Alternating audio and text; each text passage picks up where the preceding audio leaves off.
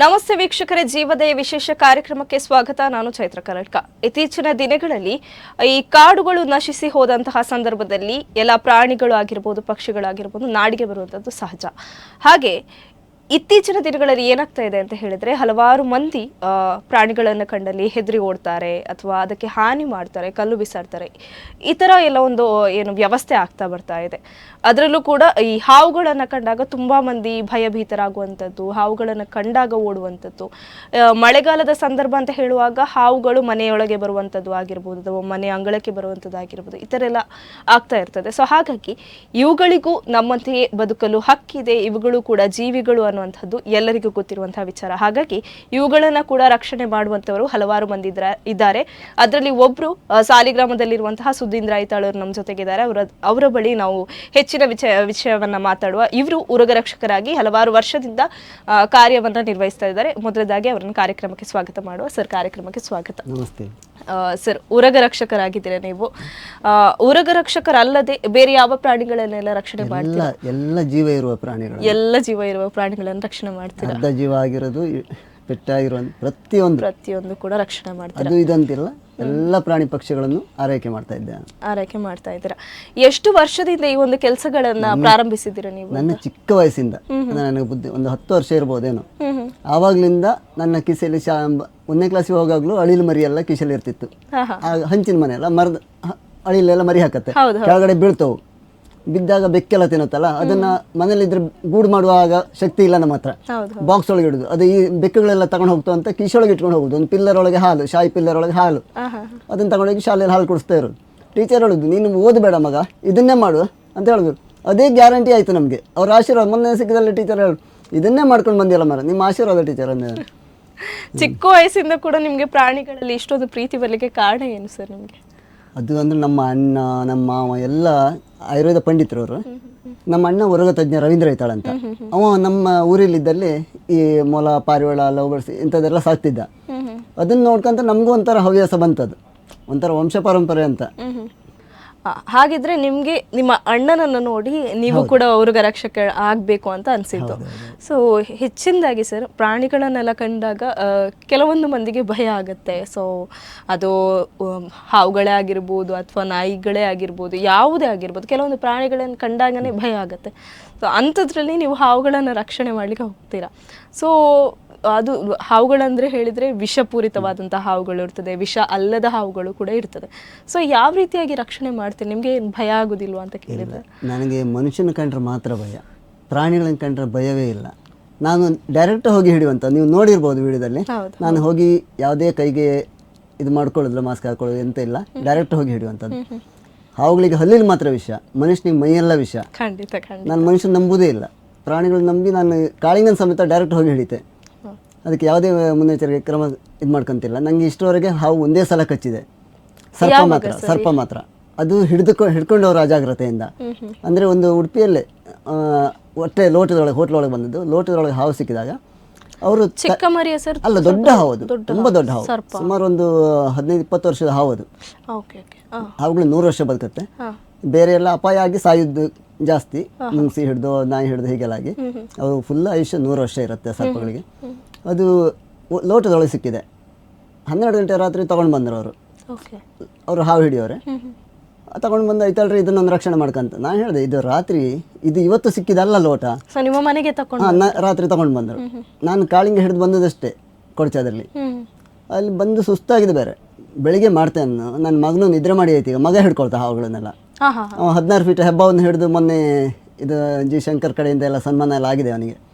7ನೇ ಕ್ಲಾಸಲ್ಲೇ ದೊಡ್ಡ 16 ಫೀಟ್ ಹೆಬ್ಬ ಹಿಡ್ದ. ಅವ ಆಟ ಆಡ್ಲಿಕ್ಕೂ ಅಷ್ಟೇ ಹಾವುಗಳನ್ನೇ ಕೇಳ್ತಾ ಇರೋದು, ಸಣ್ಣ ಮಗು ಇದ್ದಾಗ್ಲಿಂದು. ಆಗ ಹಾವುಗಳನ್ನೆಲ್ಲ ಸಾಕ್ತಿದ್ದೆ ನಾನು. ಅವ ಹಾವುಗಳನ್ನೇ ಆಟ ಆಡ್ಕೊಳ್ಳೋ ವಿಷಯದ ಹಾವೆಲ್ಲ ತೆಗೆ ಕೊಟ್ಬಿಡ್ದು ಅವನಿಗೆ. ಅವ ಅದ್ರ ಹತ್ರ ಕಚ್ಚಿಸ್ಕೊಂಡು ಆಡೋದು ಎಲ್ಲ ಮಾಡ್ತಿದ್ದ. ಹಾಗಾಗಿ ಅವ 16 ಫೀಟ್ ಹೆಬ್ಬ ಹಿಡ್ದ. ಅವನಿಗೆ ಅಷ್ಟು ಧೈರ್ಯ ಇದೆ. ಇವಾಗಲೂ ಬಂದಿದ್ದ ನನ್ನ ಒಟ್ಟಿಗೆ, ಇಲ್ಲಿ ಇದ್ದಿದ್ದ, ಹೊರಗಿದ್ದ ಅವನು. ಅಷ್ಟು ಧೈರ್ಯ ಅವನಿಗೆ ಹಾವುಗಳಂದ್ರೆ. ಈಗಲೂ ನನ್ನೊಟ್ಟಿಗೆ ಹಾವು ಹಿಡಿಲಿಕ್ಕೆ ಬರ್ತಾವ. ವಿಷಯದ ಹಾವು, ಅಪ್ಪ ನೀ ಹಿಡಿಬೇಡ, ನಾನು ಹಿಡಿತೆ ಅನ್ನೋದು. ಅದು ಆ ಲೋಟದೊಳಗೆ ಸಿಕ್ಕಿದಂಥ ಹಾವನ್ನು ಅವರು ಈಗಲೇ ತೆಗೀನಿ ಆಯ್ತಲ್ರಿ, ನಾನು ತಗೊಂಡು ಹೋಗಿಬಿಡ್ತೆ ಅಂತ ಹೇಳ್ರು. ನಾನು ಹಿಡ್ಕೊಳ್ತೆ ಹಾವು, ತಲೆ ಹಿಡ್ಕೊಂತ. ಯಾವುದೇ ಕಾರಣ ನೀವು ತಲೆ ಕೈ ಬಿಡಬೇಡಿ ಅಂತ ಹೇಳಿದೆ. ಅರ್ಧ ಗಂಟೆ ಬೇಕಾಯ್ತು ಅದು ಜಾರ್ಸಿ ತೆಗಿಲಿಕ್ಕೆ, ಎಣ್ಣೆ ಎಲ್ಲ ಹಚ್ಕೊಂಡು ನಿಧಾನ ತೆಗಿಬೇಕಾದ್, ಗಾಯ ಆಗುತ್ತೆ, ಇಲ್ಲಿ ಸೋಲ್ದೋಗುತ್ತೆ ಲೋಟ, ಸ್ಟೀಲ್ ಲೋಟ ತೆಗೆದಾಗಿದೆ. ಅಷ್ಟೊತ್ತಿಗೆ ಅವ್ರು ಏನು ಮಾಡಿದರು, ಕೈ ಬಿಟ್ಬಿಟ್ರು. ನಾನು ಲೋಟ ತೆಗೆದ್ನಲ್ಲ, ಹಾವು ಸೇಫ್ಟಿ ಆಯ್ತು ಅಂತ ಅವ್ರ ಲೆಕ್ಕ. ಹಾಂ ಹಾಂ ಹಾಂ. ನಾನು ಕೈಲಿ ಹಿಡ್ಕೊಂಡಿದ್ದೆ, ಕೈ ಬಿಟ್ಬಿಟ್ರು. ಬಂದು ಈ ಬೆಟ್ಟಿಗೆ ಕಚ್ಚಿ ಬಿಡ್ತದೆ. Okay okay. ಹಾಂ. ಕಚ್ಕೊಂಡು ಅದು ಬಿಡಲೇ ಇಲ್ಲ. ಒಂದು 5 ಸೆಕೆಂಡ್ ಕಚ್ಕೊಂಡೇ ಇತ್ತು. ನಾನು ತಲೆ ಹಿಡ್ಕೊಂಡು ಬಿಡಲಿಲ್ಲ, ಏನು ಮಾಡ್ರು ಬಿಡಲಿಲ್ಲ. ಆಯ್ತು, ನನ್ನ ಕತೆ ಬದುಕಿ ಉಳಿದ್ರೆ ಗೌರ್ಮೆಂಟ್ ಆಸ್ಪತ್ರೆ ಸೇರಿಸಿ ಅಂದೆ. ನನ್ನ ಹೆಂಡತಿ ಕೈಲಿ ಬಾಳೆ ಕಡ್ದು ಒಳಗಿನ ಟ್ಯೂಬನ್ನು ಒಂದು 3 ಗ್ಲಾಸ್ ರಸ ತೆಗಿಲಿಕ್ಕೆ ಹೇಳಿದೆ. ಒಂದು 3 ಗ್ಲಾಸ್ ಕುಡ್ಕೊಂಡೆ. ಸಾಯೋದಿಲ್ಲ. ಬಾಳೆ ರಸದ ಒಳಗಿನ ಟ್ಯೂಬಿನ ರಸವನ್ನು ಕುಡಿದ್ರೆ ಆ್ಯಂಟಿಬಯೋಟಿಕ್ ಅದು. 3 ಗಂಟೆ ಟೈಮು ನಿಮಗೆ ಎಲ್ಲಿ ಆಸ್ಪತ್ರೆ ಹೋಗಿದವರು ಏನೂ ಆಗೋದಿಲ್ಲ. ಅಂದರೆ ವಿಷ ದೇಹದೊಳಗೆ ಹರಿಯುವುದಿಲ್ಲ. ಆಯಿತಾ, ಅದನ್ನು ಮಾಡಬೇಕು. ಮತ್ತು ಟೈಟಾಗಿ ಕಟ್ಟಬಾರ್ದು.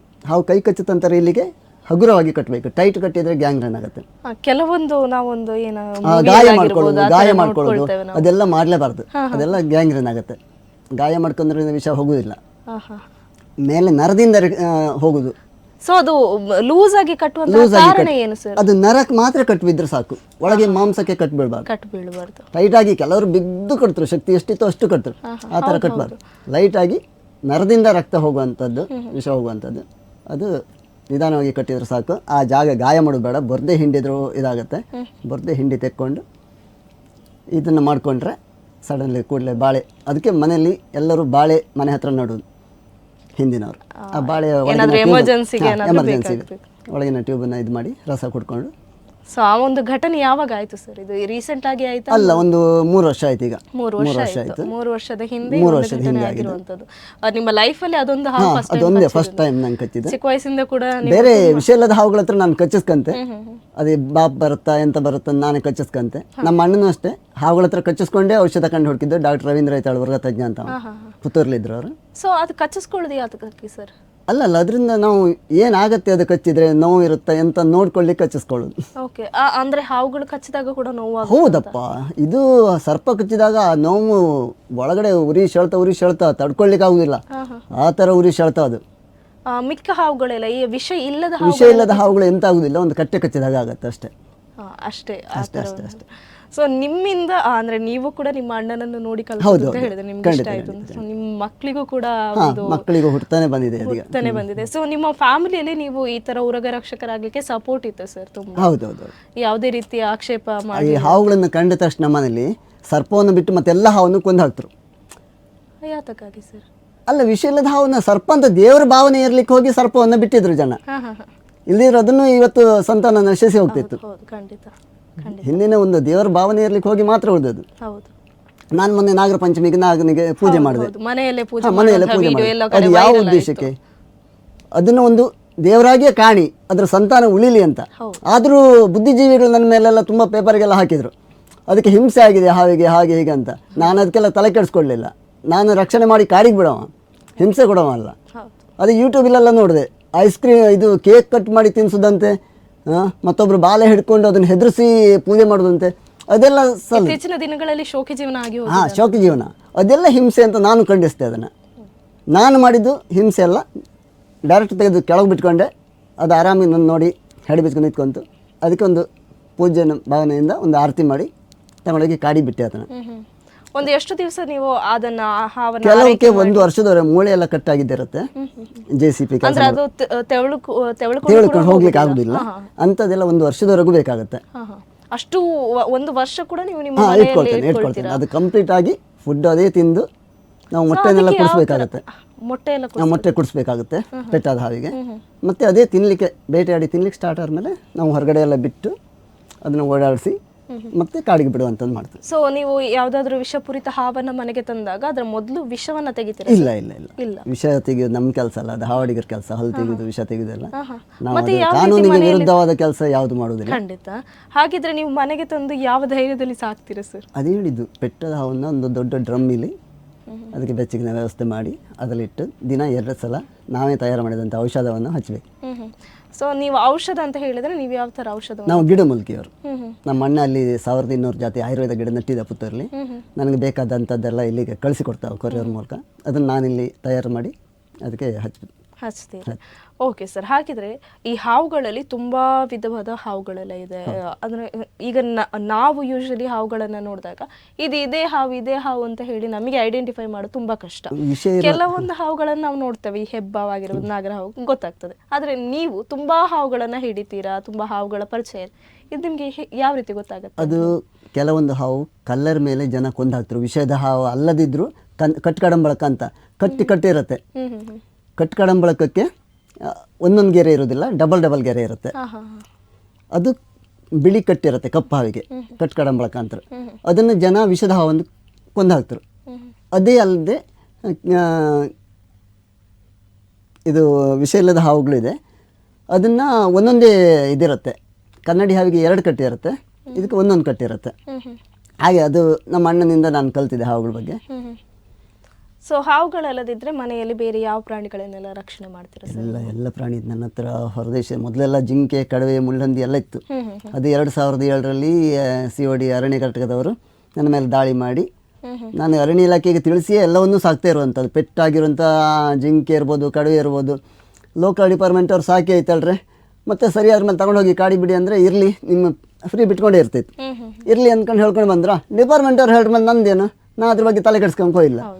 20 ವರ್ಷ ಜಿಂಕೆ ಕಡವೆನೆಲ್ಲ ಸಾಕಿದೆ ನಾನು.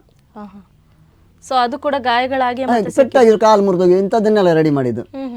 ಲಾಸ್ಟ್ ಏಕಾಏಕಿ ಬಂದು ನಾನೆಲ್ಲ ಹೇಳ್ತಾ ಇದ್ದೆ, ತಗೊಂಡು ಹೋಗಿ ನಿಮ್ಗೆ ಬೇಕಾದರೆ. ನನ್ನ ತಗೊಂಡೋಗಿ 18 ದಿನ ಜೈಲಿಗೆ ಹಾಕಿರು, 13 ವರ್ಷ ಕೋರ್ಟ್ ಕೇಸ್ ಹಾಕಿರು ಬೆಂಗಳೂರು COD ಘಟಕದವರು.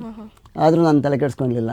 ಇಡೀ ರಾಜ್ಯದ ಜನ ನನ್ನ ಬಗ್ಗೆ ಸಪೋರ್ಟ್ ಕೊಟ್ಟರು, ಹೋರಾಟ ಮಾಡಿದರು. ಅವರಿಗೆಲ್ಲ ಕೃತಜ್ಞತೆ ಈ ಸಂದರ್ಭದಲ್ಲಿ ತಿಳಿಸ್ತೇನೆ ನಾನು. ಯಾಕಂತ ಹೇಳಿದ್ರೆ ಎಲ್ಲರಿಗೂ ಗೊತ್ತಿತ್ತು ನೀವು ಹೌದಪ್ಪ, ನಾನು ಇದರಿಂದ ಹಣ ನಮ್ಮ ಮನೆ ನೋಡ್ಬೇಕು. ನೀವು ಮನೆ ಬಿದ್ದು ಹೋಗೋ ಸ್ಥಿತಿಲಿದೆ, ಆದರೂ ನಾನು ಪ್ರಾಣಿಗಳ ರಕ್ಷಣೆ ಬಿಡುವುದಿಲ್ಲ. ಖಂಡಿತ. ಸಾಲ ಇದೆ, ಲಕ್ಷಗಟ್ಟಲೆ ಸಾಲ ಮಾಡ್ಕೊಂಡಿದ್ದೆ ಪ್ರಾಣಿಗಳಿಗೋಸ್ಕರ. 12 ಜನ ಕೆಲಸಕ್ಕಿದ್ರು, ಅವರಿಗೆ ದಿನಕ್ಕೆ 6,000 ರೂಪಾಯಿ ಸಂಬಳ ಆಗುತ್ತೆ.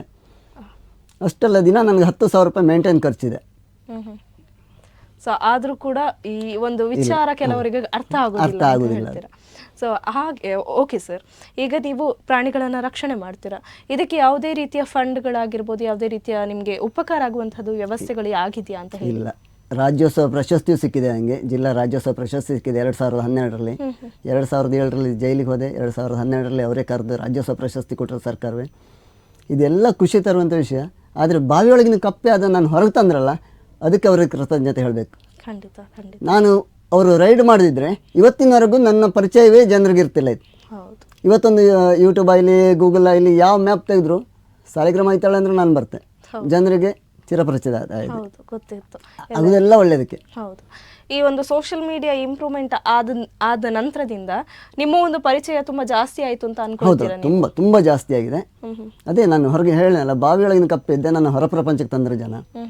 ಆದರೆ ಇದಕ್ಕೆ ಯಾರಿಂದಲೂ ಹೆಲ್ಪ್ ಇಲ್ಲ, ಅದೇ ಬೇಜಾರು. ಹೌದು. ನೀವು ಯಾವುದೇ ರೀತಿಯ ಒಂದು ಇದಕ್ಕೆ ಒಂದು ಫಂಡ್ಗೆ ಯಾವುದಕ್ಕೆ ಹಾಕ್ಲಿಲ್ವಾ ನೀವು? ಇದು ಯಾವುದು ಇಲ್ಲ, ತಿಳಿಸಿದ್ ಬರುವುದಿಲ್ಲ. ನಮ್ಮ ಅಣ್ಣ ಶೇಷವನ ಚಾರಿಟೇಬಲ್ ಟ್ರಸ್ಟ್ ಅಂತ ಆಯುರ್ವೇದವನ 1200 ಜಾತಿ ಗೌರ್ಮೆಂಟ್ ಜಾಗ, ಅದೇ ಅವನಿಗೆ ಟ್ರೈಂಡ್ ಆಗಿಲ್ಲ. ಅದು 10 ವರ್ಷ ಆದ್ರ ಮೇಲೆ ಅವರಿಗೆ ಆಗತ್ತೆ. ಅದು ಅದೇ ಇನ್ನೂ ಮಾಡ್ಕೊಂಬಕ್ಕಾಗಲಿಲ್ಲ ಅವನಿಗೆ ಯಾವುದೇ ಹಣ ಬರ್ತಾ ಇಲ್ಲ.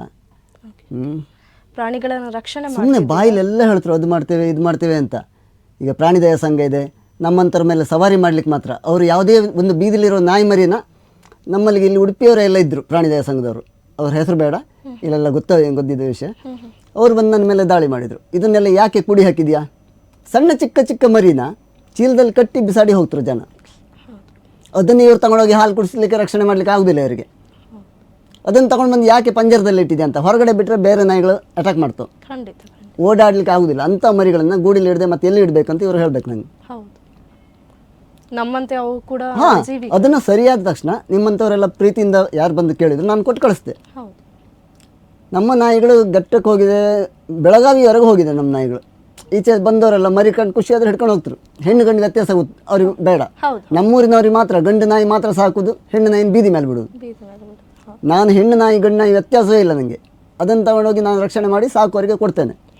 ಆ ಥರ ವ್ಯತ್ಯಾಸ ಮಾಡಿದರೆ ಪ್ರಾಣಿ ಪಕ್ಷಿಗಳಿಗೆ ಇಲ್ಲಪ್ಪ, ನಾನು ಅದನ್ನು ಮಾಡೋದೇ ಇಲ್ಲ, ಕೇಳೋದು ಇಲ್ಲ. ನನಗೆ ಬರುವಾಗಲೂ ತರುವಾಗಲೂ ಹೆಣ್ಣ ಗಂಡ ಕೇಳೋದಿಲ್ಲ, ಜೀವ ಅಷ್ಟೇ ಉಳಿಸೋದು, ಅಷ್ಟೇ ನನ್ನ ಕರ್ತವ್ಯ. ಇಷ್ಟು ವರ್ಷದಲ್ಲಿ ನೀವೊಂದು ಎಷ್ಟು ಪ್ರಾಣಿಗಳನ್ನ ಸಾಕಿರ್ಬೋದು? ಅಂದ್ರೆ ಹಾವುಗಳು, ನೀವು ಈಗ ಚಿರಪರಿಚಿತರು, ಉರಗ ರಕ್ಷಕರು ಅಂತಾನೆ ಹೇಳಿ ಚಿರಪರಿಚಿತರು, ಎಷ್ಟು ಹಾವುಗಳನ್ನ ಹಿಡಿದಿರ್ಬೋದು ನಿಮ್ಮ ಒಂದು ಲೆಕ್ಕದಲ್ಲಿ? ಸುಮಾರು ಒಂದು 25,000 ಹಾವು ಹಿಡಿದಿದ್ದೀನಿ. 25,000 ಹಾವು.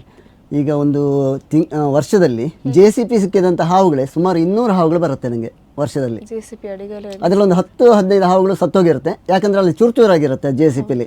ಅಂಥ ಹಾವುಗಳು ನಾನು ಕಂಡ ತಕ್ಷಣ ಹೇಳ್ತಾ ಇದು ಬದುಕಿಸ್ಬೋದಾ ಹೋಗುತ್ತಾ ಅಂತ ಹೇಳ್ತೆ. ಆದರೂ ಒಂದು 2-3 ಗಂಟೆ ಉಳಿತವು. ಅದನ್ನು ತಗೊಂಡ್ಬಂದು ಅದರ ಅಂತ್ಯಕ್ರಿಯೆಯನ್ನು ನಾನೇ ಮಾಡಿಸ್ತೆ, ಭಟ್ರದನ್ನು ಕರೆಸಿ ಅವ್ರಿಗೆ ಹೇಳಿಬಿಡ್ತೇವೆ, ವಿಷಯ ತಿಳಿಸ್ತೇವೆ ಅವರಿಗೆ. ಯಾಕಂದರೆ ಒಂದು ಸಂಸ್ಕಾರ ಅಂದರೆ ಈಗ 50,000 ಬೇಕು, ಅದು ನಮ್ಮ ತಲೆ ಮೇಲೆ ಹಾಕೊಂಡು ನಾವು ತಯಾರಿಲ್ಲ. ಅದು ಅವರಿಗೆ ಹೇಳಿ ಇಡ್ತೆ, ಹೋದ ತಕ್ಷಣ ನಿಮ್ಗೆ ಫೋನ್ ಮಾಡ್ತೆ ಅಂತ. ಅದು ಭಟ್ರನ್ನು ಕರೆಸಿ ನಾನು ಅಂತ್ಯಕ್ರಿಯೆ ಮಾಡಿಸ್ತೇನೆ. ಓಕೆ ಸರ್, ಹಾಗಿದ್ರೆ ಈ ಅಂತ್ಯಕ್ರಿಯೆ ಅನ್ನುವಂಥದ್ದು ಎಲ್ಲ ಹಾವುಗಳಿಗೂ ಮಾಡಿಸ್ತೀರಾ? ಇಲ್ಲ, ಸರ್ಪಗಳಿಗೆ ಮಾತ್ರ. ಸರ್ಪಗಳಿಗೆ ಮಾತ್ರ ಅದನ್ನೆಲ್ಲ ದಫನ್ ಮಾಡಿಬಿಡೋದು. ಬೇರೆ ಹಾವುಗಳು ಸತ್ತೋದಿದ್ರೆ ಅದನ್ನು ಮಣ್ಣು ಮಾಡಿಬಿಡ್ತೇನೆ, ಬಿಸಾಡೋದಿಲ್ಲ, ಮಣ್ಣು ಮಾಡಿಬಿಡ್ತೇನೆ. ಕೆಲವೊಂದು ಈ ಹೆಬ್ಬಾವುಗಳೆಲ್ಲ ಮನುಷ್ಯರನ್ನೇ ನುಂಗುವಂತಹ ಅಷ್ಟು ಉದ್ದ ಇರುತ್ತೆ, ಅಷ್ಟು ಕೆಜಿ ಕಟ್ಲೆ ಇರ್ತದೆ ಅಂತ? ಇಲ್ಲ ಇಲ್ಲ, ನಮ್ಮಲ್ಲಿಲ್ಲ. ಅನೆಕೊಂಡ ಅಂತ ಫಾರಿನ್ ಕಂಟ್ರಿಲೆಲ್ಲ ಇದೆ, ಅದು ಅನೆಕೊಂಡ ಅಂತ. ಅದಕ್ಕೆ ನಮ್ಮ ಹೆಬ್ಬಾವು, ನಮ್ಮ ಇದರ ಹೆಬ್ಬಾವುಗಳು ಕಚ್ಚಬಹುದಷ್ಟೇ, ಆಹಾರ ಅಂತ ಭ್ರಮಿಸಿ ಯಾವುದು ನುಂಗುವ ಸ್ಥಿತಿಲಿಲ್ಲ. ನಾಯಿ ಬೆಕ್ಕುಗಳನ್ನೆಲ್ಲ ನುಂಗ್ತದೆ. ಇಲ್ಲಿ ಹೆಬ್ಬಾವುಗಳು ಅಷ್ಟು ದೊಡ್ಡದಾಗುವುದಿಲ್ಲ. ಇಲ್ಲಿ ಒಂದು 20 ಫೀಟ್ವರೆಗೆ ಆಗುತ್ತೆ. ಮನುಷ್ಯನ 4 ಪಟ್ಟು ಉದ್ದ ಇರಬೇಕು ಹೆಬ್ಬಾವು, ಆಗ ಮನುಷ್ಯನ ನುಂಗುತ್ತೆ. ಅಷ್ಟು ಉದ್ದ ಇಲ್ಲ, ಇಲ್ಲಿ ಏನಿದ್ರು ಒಂದು 15 ಫೀಟು 16 ಫೀಟು ಹೆಚ್ಚಂದ್ರೆ ಇಲ್ಲಿ ಬೆಳೆಯುವಂಥ ಹಾವುಗಳು ಅಷ್ಟೇ. ಉದ್ದ. ನಾಯಿ ಬೆಕ್ಕನ್ನೆಲ್ಲ ಆರಾಮಾಗಿ ನುಂಗ್ತವು. ಸಣ್ಣ ಕರು ಹುಟ್ಟಿದ ಕರುನ ಅದನ್ನೆಲ್ಲ ನುಂಗ್ತವು. ಸೊ ಈ ವಿಷ ಇಲ್ಲದ ಹಾವುಗಳು ಈ ಕಚ್ಚಿದ್ರೆ ಏನಾಗುತ್ತೆ ಅಂತ? ಏನೂ ಆಗುದಿಲ್ಲ. ಕೆಲವು ಹಾವುಗಳು ಬಾಪು ಬರುತ್ತೆ, ಅದು ಏನೂ ಆಗುದಿಲ್ಲ, ಡಾಕ್ಟ್ರಲ್ಲಿ ಹೋಗೋ ಅವಶ್ಯಕತೆ ಇರುವುದಿಲ್ಲ. ಈಗ ನಾನು ಬರುವಾಗ ಈಗ ಒಂದು ಫೋನ್ ಬಂತು, ತೌಡಪ್ಪಳಕ ಅಂತ ಒಂದು ಹಾವಿಗೆ ಪೆಟ್ಟಾದರೆ ಒಂದು 100 ಹಾವುಗಳು, ಅವು ಗುಂಪಾಗಿ ವಾಸಿಸುವ ಹಾವುಗಳು, ಅದಕ್ಕೆ ವಿಷಯ ಇಲ್ಲ. ಅದು ಕಚ್ಚಿದೆ ಆಯ್ತಲ್ರೆ, ಆಸ್ಪತ್ರೆಯಲ್ಲಿ ಅಡ್ಮಿಟ್ ಮಾಡಿತ್ತು ಅಂತ. ನೀವು ಮೊದಲೇ ತಿಳಿಸಿದ್ದೀರ, ಆಸ್ಪತ್ರೆ ಅಡ್ಮಿಟ್ ಮಾಡೋ ಕೆಲಸವೇ ಇಲ್ಲ. ನನಗೊಂದು ಫೋಟೋ ಕಳಿಸಿದ್ರೆ ನಾನು ಹೇಳ್ತಿದ್ದೆ ಅವರಿಗೆ, ಡಿಸ್ಚಾರ್ಜ್ ಮಾಡಿ ಮನೆಗೆ ಕರ್ಕೊಂಡೋಗಿ, ಏನೂ ಆಗುದಿಲ್ಲ ಅಂತ ಹೇಳಿದೆ ಅವರಿಗೆ. ಸೊ ಕೆಲವೊಂದು ಹಾವಿನ ಜಾತಿಗಳು ಕೂಡ ಇರ್ತದೆ, ಇಂತಹ ಹಾವುಗಳು ಕಚ್ಚಿದ್ರೆ ಏನಾದರೂ ಜೀವಕ್ಕೆ ಅಪಾಯ? ಈ ಕನ್ನಡಿ ಹಾವು ಮತ್ತೆ ಇದೆಲ್ಲ ಯಾವುದು ನಿಮ್ಮ ಸರ್ಪ, ಕಾಳಿಂಗ ಕಚ್ಚಿದ್ರೆ ಔಷಧವೇ ಇಲ್ಲ. ಅದಷ್ಟು ಪಾಪದ ಹಾವು. ಕಾಳಿಂಗ ಸರ್ಪ ನಿಜವಾಗ್ಲೂ ಪಾಪದ ಹಾವು? ಪಾಪದ ಹಾವು. ಎಲ್ಲ ಹಾವುಗಳಿಗಿಂತ ಪಾಪದ ಹಾವು ಕಾಳಿಂಗವೇ. ಅದು ಕಚ್ಚಿದ್ರೆ ಮಾತ್ರ ಈ ಸರ್ಪದ 4 ಪಟ್ಟು ವಿಷ ಜಾಸ್ತಿ. ಅದಕ್ಕೆ ಕೂಡಲೇ ವಿಷ ಏರಿ ಸತ್ತು ಹೋಗ್ತಾರೆ. ಕೈಲಿದ್ದ ಔಷಧ ಇದ್ರೂ ಬಾಯಿಗೆ ಹಾಕಿದ್ರೊಳಗೆ ಸತ್ತು ಹೋಗ್ತಾರೆ, ಅಷ್ಟು ಪಾಯ್ಸನ್ ಅದು. ಅದು ಕಚ್ತದ ಸರ್? ಅದು ಕಚ್ಚಿದ್ರೆ ಕಚ್ಚುತ್ತೆ. ನೋವಾದಾಗ ಎಲ್ಲ ಹಾವುಗಳು ಕಚ್ಚುತ್ತೆ. ಅದು ಕಚ್ಚಿದ ಇದೇ ಕಮ್ಮಿ. ಕೆಲವ್ರು ಏನು ಮಾಡ್ತಾರೆ, ಹಿಡಿದಾಗ ಅದನ್ನು ಆಟ ಆಡಿಸೋದೆಲ್ಲ ಇರುತ್ತೆ, ಆಟ ಆಡಿಸ್ಬಾರ್ದು. ನನ್ನ ಅಣ್ಣ ನನಗೆ ಹಾವು ಹಿಡಿಯುವಾಗ ಹೇಳಿಕೊಟ್ಟದಿಷ್ಟೇ, ಹಾವು ಹಿಡಿಯೋರು ಯಾವತ್ತಿದ್ರು ಹೀರೋ ಅಲ್ಲ ಅವರು. 4 ಜನ ಸೇರಿದ ತಕ್ಷಣ ಅವರು ಹೀರೋ ಆಗ್ಲಿಕ್ಕೆ ಹೋದ್ರೆ ಅವ್ರು ಲಾಸ್ಟಿಗೆ ಆಗೋ ಜೀರೋ. ನನ್ನ ಒಬ್ಬ ಶಿಷ್ಯನೇ ಹಾವು ಕಚ್ಚಿ ಸತ್ತೋಗಿದ್ದ. ಅವನಿಗೆ ಹಾವು ಹಿಡಿಲಿಕ್ಕೆ ಹೇಳಿಕೊಟ್ಟಿದ್ದೆ ನಾನು. ಅವರು ಕರಾಟೆ ಪಟು, ಜಯರಾಮ್ ಹೆಬ್ಬಾರ್ ಅಂತ, ಕರಾಟೆ ಪಟು ಮತ್ತು ಯೋಗಾಭ್ಯಾಸ, ಸಂಸ್ಕೃತ ಪಂಡಿತರು ಎಲ್ಲ, ಈಜುಪಟು ಎಲ್ಲ ಆಗಿದ್ರು. ಲಾಸ್ಟಿಗೆ ಹಾವು ಕಚ್ಚೇ ಸತ್ತರು. ಅವರಿಗೆ ಒಂಥರ ನಾನು ಎಂಬುದು ಒಂದು ಅಹಂಕಾರ ಇತ್ತು. ನಾನು ಎಂಬುದು ಬರಬಾರ್ದು ಹಾವು ಹಿಡಿಯೋರಿಗೆ. ಲಾಸ್ಟಿಗೆ ಕನ್ನಡಿ ಹಾವು ಕಚ್ಚಿ ಸತ್ತವ್ರು. ಕನ್ನಡಿ ಹಾವು, ನಾನು ಹಾವುಗಳನ್ನು ಸಾಕ್ತಿದ್ದೆ, ಕನ್ನಡಿ ಹಾವನ್ನೇ ಹಿಡ್ಕೊಂಡು ಬರೋದು. ಕನ್ನಡಿ ಹಾವು ಮರ ಇದು ನಿನಗೆ ಗೊತ್ತಿಲ್ಲ, ಇದು ಹೆಬ್ಬಾವಿನ ಮರಿ ಅಂತ ನನಗೆ ಹೇಳು. ನಾ ಕನ್ನಡಿ ಹಾವು ಮರ ಇದು ಅಂತ ಎಷ್ಟು ಹೇಳಿದ್ರು ಕೇಳಿ. ಲಾಸ್ಟಿಗೂ ಕನ್ನಡಿ ಹಾವನ್ನು ಹಿಡಿದೆ ನನ್ನ ಬಗ್ಗೆ ಭಾಷಣ ಮಾಡ್ತೇ ಸತ್ತೋದ್ರು. ಇದು ಐತಾಳು ನೀವು ತೋರಿಸಿದ್ರೆ ಕನ್ನಡಿ ಹಾವು ಅಂತ, ಇದು ಹೆಬ್ಬಾವು, ಇದು ಕಚ್ಚಿದ್ರೆ ಏನೂ ಆಗೋದಿಲ್ಲ ಅಂತ ಕಚ್ಚಿಸ್ಕೊಂಡೆ ಅದ್ರ ಹಲ್ಲೆಲ್ಲ ಕಟ್ಟಾಗಿ ಉಳಿಯೋಲ್ಲವರೆಗೂ ಕಚ್ಚಿಸ್ಕೊಂಡಿರೋ. ಲಾಸ್ಟಿಗೆ ಜನ ನಾನಾಗಲಿ ಕುದುರೆ ಮೇಲೆ ತಿರುಗ್ತಿದ್ದೆ. ನಂಗೆ ಒಬ್ಬರು ಸೈಕಲ್ ಬಂದು ಹೇಳಿದ್ರು, ಆ ಹೆಬ್ಬಾರು ಈ ಥರ ಇದು ಮಾಡ್ತಾಯಿದ್ರು, ಕನ್ನಡಿ ಹಾವು ಕಣ ಇತ್ತೈತಾಳ್ರಿ. ಕೂಡಲೇ ಕುದುರೆ ತಗೊಂಡು ಹೋದೆ ಅಲ್ಲಿ ಹೋಗಿ ನೋಡುವಾಗ ಕನ್ನಡಿ ಹಾವು ಇವರು ಭಾಷಣ ಮಾಡ್ಕೊಂಡು ಕಚ್ಚಿಸ್ಕೊತಾ ಇದ್ರು. ಜನ ಸೇರಿದ್ರು, ತುಂಬ ಜನ, ಎಲ್ಲರೂ ಬಾಯಿ ಬಡ್ಕೊತ ಇದ್ರು, ಇವರು ಈ ಥರ ಇದು ಮಾಡ್ತಾಯಿದ್ರು ಅಂತ. ನಾನು ಹೋಗಿ ಹೇಳಿದೆ ಜನರ ಹತ್ರ. ಪಟ್ಟ ಅವರು ಒಂಥರ ಹೊರಟವರು, ಪಟ್ಟ ಕೈಕಾಲು ಕಟ್ಟಿ ಯಾರು ತಗೊಂಡು ಆಸ್ಪತ್ರೆ ಹಾಕಿ, ಬದುಕು ಚಾನ್ಸ್ ಕಮ್ಮಿ ಇತ್ತು, ಹಲ್ಲೆಲ್ಲ ಕಟ್ಟಾಗಿದೆ ಹಾವಿದು. ಅದು ಓಡ್ತಾ ಇದೆ, ಇವ್ರು ಕಚ್ಚಿಸ್ಕೊತಾ ಇದ್ರು ಹಿಡಿದು. ಆಸ್ಪತ್ರೆ ಹೋಗೋದ್ರೊಳಗೆ ಸತ್ತೋಗಿ ಆಯ್ತು, ಅಷ್ಟು ಕಚ್ಚಿಸ್ಕೊಂಡಿರೋ. ಎಂತ ಮಾಡೋದು, ವಿಧಿಯ ಆಟ ಅವರಿಗೆ ಅಲ್ಲೇ ಇತ್ತು, ಎಂತ ಮಾಡೋಕ್ಕಿಲ್ಲ. ಅಷ್ಟೇ ಅಂದರೆ ಹಾವಿನ ಬಗ್ಗೆ ಗೊತ್ತಿಲ್ಲದೆ ಅವರು ಅದನ್ನು ಮಾಡಿದ್ದೆ. ಅದೇ ಹಾವಿನ ಬಗ್ಗೆ ಗೊತ್ತಿಲ್ಲದಿದ್ದವರು ಹಾವಿನ ಸಾಹಸಕ್ಕೆ ಹೋಗ್ಕಾಗ. ಹೆಬ್ಬಾವಂತ ಎಷ್ಟೋ ಜನ ಕನ್ನಡಿ ಹಾವನ್ನೆಲ್ಲ ಹಾಕ್ಕೊಂಡು ಆಟ ಆಡಿದವರು ಇದ್ರು. ಹೌದು. ಸೊ ನಿಮಗೆ ಒಂದು ಹಾವಿನ ರಕ್ಷಣೆ ಮಾಡಲಿಕ್ಕೆ ಎಷ್ಟು ಹೊತ್ತು ಅಂತ ಇರೋದಿಲ್ಲ, ಎಷ್ಟು ಹೊತ್ತಿಗಾದರೂ ಕಾಲ್ ಬರುತ್ತೆ. ಸೊ ಮಧ್ಯರಾತ್ರಿ ಕಾಲ್ ಬರುತ್ತೆ, ಒಂದು 3 ಗಂಟೆ 2 ಗಂಟೆ ಇಂತಹ ಸಂದರ್ಭದಲ್ಲಿ ನೀವು ಏನು ಮಾಡ್ತೀರಾ ಅಂತ ಹೇಳಿ? ನಾನು ಊಟ ಮಾಡದೆ ಎಷ್ಟೋ ದಿನ ಇದ್ದದ್ದು ಇರುತ್ತೆ. ಈ ಕೊರೋನಾ ಟೈಮಲ್ಲಿ ನನಗೆ ಟೈಮೇ ಇಲ್ಲ. ಬೆಳಿಗ್ಗೆ ಹೊರಟ್ರೆ ನಾಳೆ ಬೆಳಿಗ್ಗೆ ಮನೆಗೆ ಬಂದದ್ದು ಇದೆ. ಒಂದಕ್ಕೆ ಹೋಗ್ತಾನೆ ಇರ್ತೇನೆ ನಮ್ಮ ರಿಕ್ಷಾದಲ್ಲಿ. ರಿಕ್ಷಾಕ್ಕೆ ಬಿಡದಿದ್ದ ಟೈಮಲ್ಲೂ ನಾನು ರಿಕ್ಷಾ ತಗೊಂಡು ಹೋಗಿದೆ. ಅಷ್ಟು ಟೈಮ್ ಇದು ಮಾಡ್ತೆ ಸ್ಪೆಂಡ್ ಮಾಡ್ತೇನೆ ಹಾವುಗಳ ಬಗ್ಗೆ. ಎಲ್ಲೆಲ್ಲಿಂದ ಕಾಲ್ ಬಂದಿತ್ತು ಸರ್ ನಿಮ್ಗೆ? ನಾನು ಇಲ್ಲಿ ಭಟ್ಕಳದವರ ಹೋಗ್ತೇನೆ, ನಮ್ಮ ಸಾಲಿಗ್ರಾಮದಿಂದ ಕೊಡಚಾದ್ರಿ, ಸೋಮೇಶ್ವರ ಎಲ್ಲ ಕಡೆ. ನನಗೆ ಮಂಗಳೂರಿಗೆ ಸಮೇತ ಬಂದಿದ್ದೆ ನಾನು ಹಾವು ಹಿಡಿಯಲಿಕ್ಕೆ. ಅಂದರೆ ಅವರು ನನ್ನ ಅಭಿಮಾನಿ ಅಂತೆ. ಆವಾಗ ಟಿ ವಿಲಿ ಬಂದದ್ದು ನೋಡಿ ಮಾರನೇ ದಿನ ಸರ್ಪ ಬಲೆ ಒಳಗೆ ಸಿಕ್ಕ ಬಿದ್ದಿದೆ. ಇಲ್ಲಿ ಬೋಂದೆಲ್ ಅಂತ, ಬೋಂದೆಲ್ ಇಲ್ಲಿ ಹತ್ರ ಬಂದ ಅಲ್ಲಿ ಬಲೆಗೆ ಸಿಕ್ಕಿದೆ. ಅವ್ರು ನನಗೆ ಅಲ್ಲಿ ಮಂಗಳೂರಲ್ಲೆಲ್ಲ ತುಂಬ ಜನ ಇದ್ರಲ್ಲ, ಅವ್ರನ್ನ ಕರೆಸಿ ನಮ್ಮದು 2 ಗಂಟೆ ಜರ್ನಿ ಇದೆ, ಅಷ್ಟೊತ್ತಿಗೆ ಅಲ್ಲಿ ಸತ್ತೋಗ್ಬೋದು ಅಂತ ಹೇಳಿ. ಇಲ್ಲ ಐತಲ್ರಿ, ಸಾಯಿ ಸ್ಥಿತಿಲಿ ಇಲ್ಲ, ಅದು ಅರ್ಧ ಹಾವಿಗೆ ಸಿಕ್ಕ ಬಿದ್ದಿದೆ, ನಿಮ್ಮನ್ನು ನೋಡಬೇಕು, ನಿಮ್ಮ ಅಭಿಮಾನಿ, ನೀವು ಬರಲೇಬೇಕು ಹಾವು ಹಿಡಿಲಿ, ಖರ್ಚು ಎಷ್ಟಾರು ನಾವು ಕೊಡ್ತೇವೆ. ಮತ್ತೇನು ಮಾಡಿ, ನನಗೆ ಅಷ್ಟೇ ಪ್ರೀತಿ ತೋರಿಸ್ತಾರಲ್ಲ ಅವರು, ನಾನು ಹೋಗಿ ರಕ್ಷಣೆ ಮಾಡಿ ಬಂದೆ ಅದನ್ನು. ಓಕೆ ಸರ್, ಈಗ ನೀವು ಹಾವನ್ನು ರಕ್ಷಣೆ ಮಾಡುವಾಗ ನಿಮ್ಗೆ ಎಲ್ಲೆಲ್ಲಿಂದ ಕಾಲ್ ಬರ್ತದೆ ಅಂತ ಎಲ್ಲ ಹೇಳಿದ್ರಿ. ಸೊ ಈ ಕಾಲ್ ಬಂದಾಗ ನೀವು ಈಗ ಮನೇಲಿದ್ರಿ ಅಥವಾ ಮಲಗಿರ್ತೀರ ನೀವು, ಸೊ ಇದರಿಂದ ಏನಾದರೂ ಎಫೆಕ್ಟ್ ಆಗೋದಿಲ್ವಾ ಅಂತ ಹೇಳಿ? ರಾತ್ರಿ ಎಷ್ಟು ಗಂಟೆಗೆ ಕಾಲ್ ಬಂದರು, ಈಗ ನಿದ್ದೆಯಿಂದ ನಮಗೆ ಸಡನ್ ಆಗಿ ಎದ್ದೇಳಕ್ಕೆ ಆಗೋದಿಲ್ಲ, ಎದ್ದು ಹೋಗ್ಲಿಕ್ಕೂ ಆಗೋದಿಲ್ಲ, ಯಾಕಂತ ಹೇಳಿದ್ರೆ ರಾತ್ರಿ ಹೊತ್ತು ಅಲ್ಲಿಗೆಲ್ಲ ಹೋಗಬೇಕು. ಸೊ ಅದರಿಂದ ಏನು ಎಫೆಕ್ಟ್ ಆಗೋದಿಲ್ವಾ ಅಂತ ಹೇಳಿ? ನೋಡಿ, 1 ಗಂಟೆ ರಾತ್ರಿಗೆ ನಂಗೆ ಕೊಡಚಾದ್ರಲ್ಲಿ ಕಾಳಿಂಗ ಹಿಡಿಲಿಕ್ಕೆ ಹೋಗಿದೆ. ಅಲ್ಲಿನ ಡಿಪಾರ್ಟ್ಮೆಂಟಿಂದ ನಂಗೆ ಫೋನ್ ಬಂತು, ಕಾಳಿಂಗ ಬಂದಿದೆ ಭಟ್ರ ಮನೆಗೆ ಅಂತ, ಮೇಲೆ ದೇವಸ್ಥಾನ ಪೂಜೆ ಭಟ್ರ ಮನೆಗೆ. ನಾನು ಬಿಡಲಿಲ್ಲ, 1 ಗಂಟೆ ರಾತ್ರಿಗೆ ರಿಕ್ಷಾದವ್ರನ್ನ ಎಬ್ಸ್ಕೊಂಡು ಹೋಗಿದೆ. ಅಲ್ಲಿ ಮೇಲೆ ಜೀಪಲ್ಲಿ ಕರ್ಕೊಂಡವರು, ಕೆಳಗಡೆ ನಾವು ರಿಕ್ಷಾದಲ್ಲಿ ಹೋಯಿತು. ಕೇವಲ ನಮ್ಮ ಸಾಲಿಗ್ರಾಮ 1 ಗಂಟೆ ಟೈಮ್ ಒಳಗೆ ಅಲ್ಲಿ ತಲುಪಿತು. ಅಷ್ಟು ನಮ್ದು ಒಂಥರ ಆಂಬುಲೆನ್ಸ್ ಇದ್ದಂಗೆ ನಮ್ಮ ರಿಕ್ಷಾ.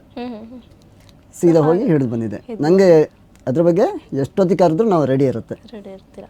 ಸೊ ಹಾಗಿದ್ರೆ ಕೆಲವೊಂದು ಸಂದರ್ಭದಲ್ಲಿ ಏನಾಗುತ್ತೆ ಅಂತ ಹೇಳಿದ್ರೆ, ಮನೆಗೆ ಹಾವುಗಳು ಬಂದಾಗ ಈ ಅಪಶಕುನ ಅಂತ ಎಲ್ಲ ಹೇಳ್ತಾರೆ, ಕೆಲವರೊಂದು ಮಾತನ್ನು ಹೇಳ್ತಾರೆ. ಯೂಶುವಲಿ ಹಾವುಗಳೆಲ್ಲ ಮನೆ ಒಳಗೆ ಬರುವುದಿಲ್ಲ, ಬಂದ್ರೆ ಅಪಶಕುನ ಅಂತ ಹೇಳ್ತಾರೆ. ಇದು ಎಷ್ಟು ಮಟ್ಟಕ್ಕೆ ಸತ್ಯ? ಅದೆಲ್ಲ ಮೂಢನಂಬಿಕೆ. ಇಲಿಗಳನ್ನು ಹಿಡಿಲಿಕ್ಕೋಸ್ಕರ ಹಾವುಗಳು ಮನೆಗೆ ಬರುವಂಥದ್ದು. ನೀವು ಮನೆಯಲ್ಲಿ ಇಲಿ ಇಲ್ಲ ಅಂತಂದ್ರೆ ನಿಮ್ಮಲ್ಲಿ ಹಾವು ಬರುವುದಿಲ್ಲ. ಕೆಲವ್ರ ಮನೆ ನೋಡ್ಲಿ ಸಹ ಅದು ಎಲ್ಲಿ ಕಂಡ್ರು ಅಲ್ಲಿ ಹಸರಣೆ ಇರುತ್ತೆ. ಅದು ಇಲಿಗಳು ಬಂದು ವಾಸ ಮಾಡೋಕ್ಕೆ ಒಂದು ಜಾಗ, ಅದನ್ನು ಹುಡ್ಕೊಂಡು ಹಾವುಗಳು ಬರ್ತವೆ. ಹಾವುಗಳು ಬಂದಾಗ ಅದ್ರ ಬಗ್ಗೆ ಅಪವಾದ ಹಾಕ್ಬೋದು, ತಪ್ಪದು. ಹೌದು ಹೌದು. ಸೊ ಹಾಗಿದ್ರೆ ಕೆಲವರು ಉಡ ಬಂದ ತಕ್ಷಣ ಹಾಗೆ, ಉಡ ಬಂತು ಆ ಹೋಮ ಆಯ್ಕೆ ಈ ಹೋಮ ಆಯ್ಕೆ, ಯಾವ ಹೋಮ ಬೇಡ, ಉಡ ಬಂದರೂ ಒಳ್ಳೇದೇ. ಮಕ್ಕಳಿಗೆ ಮನೆಗೆ ಉಡ ಬಂತ ಎಲ್ಲರೂ ಹೋದ ತಕ್ಷಣ ಆ ಹೊನ್ನೋಡು ಎಲ್ಲಿ ಹೋಯ್ತಂತ ಬೈತರು. ಹೊನ್ನೋಡು ಅಂತ ಚಿನ್ನಂತ ಉಡ ಒಂದು ಮಕ್ಕಳಿಗೆ ಬೈದ್ರ ಮೇಲೆ ಅದು ಕೆಟ್ಟದಾಗ್ತದೆ. ಉಡ ಖಂಡಿತ ಉಡ ಕೆಟ್ಟದು, ಮಕ್ಕಳಿಗೆ ಹೊನ್ನೋಡು ಅಂತ ಬೈತು ನಾವು. ಹೌದು. ಈ ಉಡ ಎಲ್ಲ ಹಿಡಿಯುವಾಗ ತುಂಬಾ ಜಾಸ್ತಿಯಾಗಿ ಕೈಗೆ ಸಿಗೋದಿಲ್ವಾ ಅಂತ ಅನ್ಸುತ್ತೆ? ಇಲ್ಲ, ಉಡ ಎಲ್ಲ ಸಿಗುದಿಲ್ಲ. ಅದು ಉಡ ಬಂದ್ರೆ ಮನೆಗೆ ಒಳ್ಳೇದೇ. ಇಲಿಗಳನ್ನೆಲ್ಲ ಬೇಟೆ ಆಡ್ತಾವೆ. ಯಾವ ಬೆಲ್ಲದಲ್ಲಿ ಇಲಿ ಇದ್ರೂ ಹೋಗಿ ಹಿಡಿತು. ನನ್ನ ಮನೇಲಿ ಉಡ ಹರ್ಗ ಎಲ್ಲ ಫ್ರೀ, ಎಲ್ಲ ಬೇರೆಯವ್ರು ತಿನ್ಲಿಕ್ಕೆಲ್ಲ ಹಿಡ್ಕೊಂಡು ಹೋಗ್ತಾರಲ್ಲ ಕೈ ಕಾಲು ಕಟ್ಟಿ, ಅಂಥದ್ದೆಲ್ಲ ನನ್ನ ಕಣ್ಣಿಗೆ ಫ್ರೆಂಡ್ಸ್ ಎಲ್ಲ ಫೋನ್ ಮಾಡಿ ಹೇಳ್ರೆ ಅಲ್ಲಿ ಹೋಗಿ ಅವ್ರಿಗೆ ತಿನ್ಲಿಕ್ಕೆ ಬಿಡುದಿಲ್ಲ.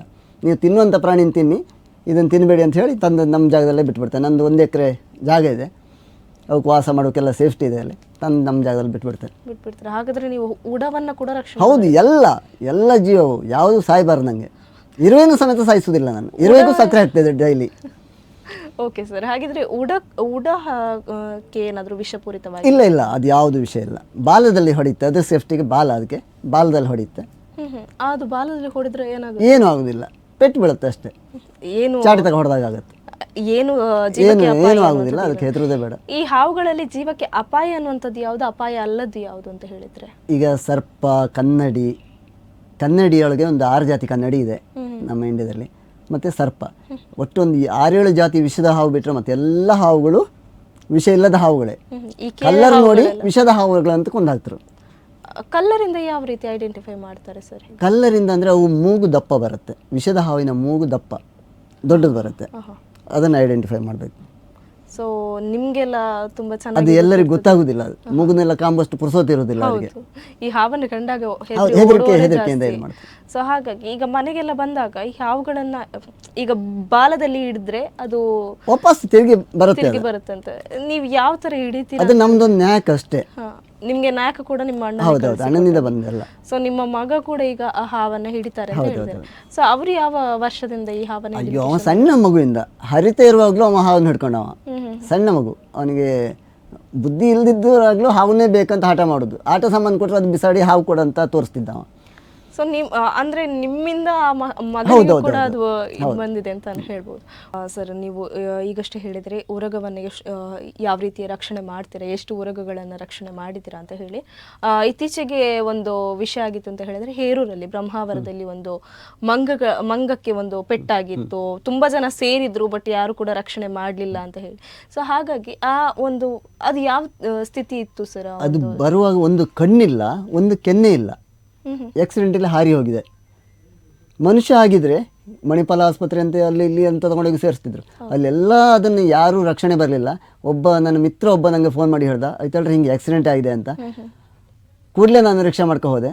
ಹೋಗುವಾಗ ಒಂದು ಕೆನ್ನೆ ಕಣ್ಣು ಎಲ್ಲ ಹೋಗಿದೆ, ಬದುಕಿಸ್ ಕೈ ಒಂದು ಮುರಿದು ಹೋಗಿದೆ. ಅದನ್ನು ನೋಡಿ ಕೂಡಲೇ ನಾನು ಇದು ಮಾಡಿದೆ, ಮಗು ಡೆತ್ ಆಯ್ತದು. ಆ ಅಮ್ಮನ ರಕ್ಷಣೆ ಮಾಡಿ ಜೀವ ಉಳಿಸಿದೆ. ಈಗ ಆರಾಮಾಗಿದೆ. ಈಗ ಆರಾಮಾಗಿದೆ. ಸೊ ಇಂಥ ಒಂದು ರಕ್ಷಣೆ ಕಾರ್ಯ ಎಷ್ಟು ಮಾಡಿದ್ರ ಸರ್? ಇಂಥ ಅದು ಲೆಕ್ಕ ಇಲ್ಲ, ಸಾವಿರಾರು. ದಿನ ಬೆಳಗಾದ್ರೆ ನಾಯಿ ಆಕ್ಸಿಡೆಂಟ್ ಆಯಿತು, ಬೆಕ್ಕೆ ಆಕ್ಸಿಡೆಂಟ್ ಆಯಿತು ಅಂತ ಫೋನ್ ಬರ್ತಾ ಇರುತ್ತೆ, ನಾನು ಅಲ್ಲಿಗೆ ಹೋಗ್ತಾ ಇರ್ತೆ.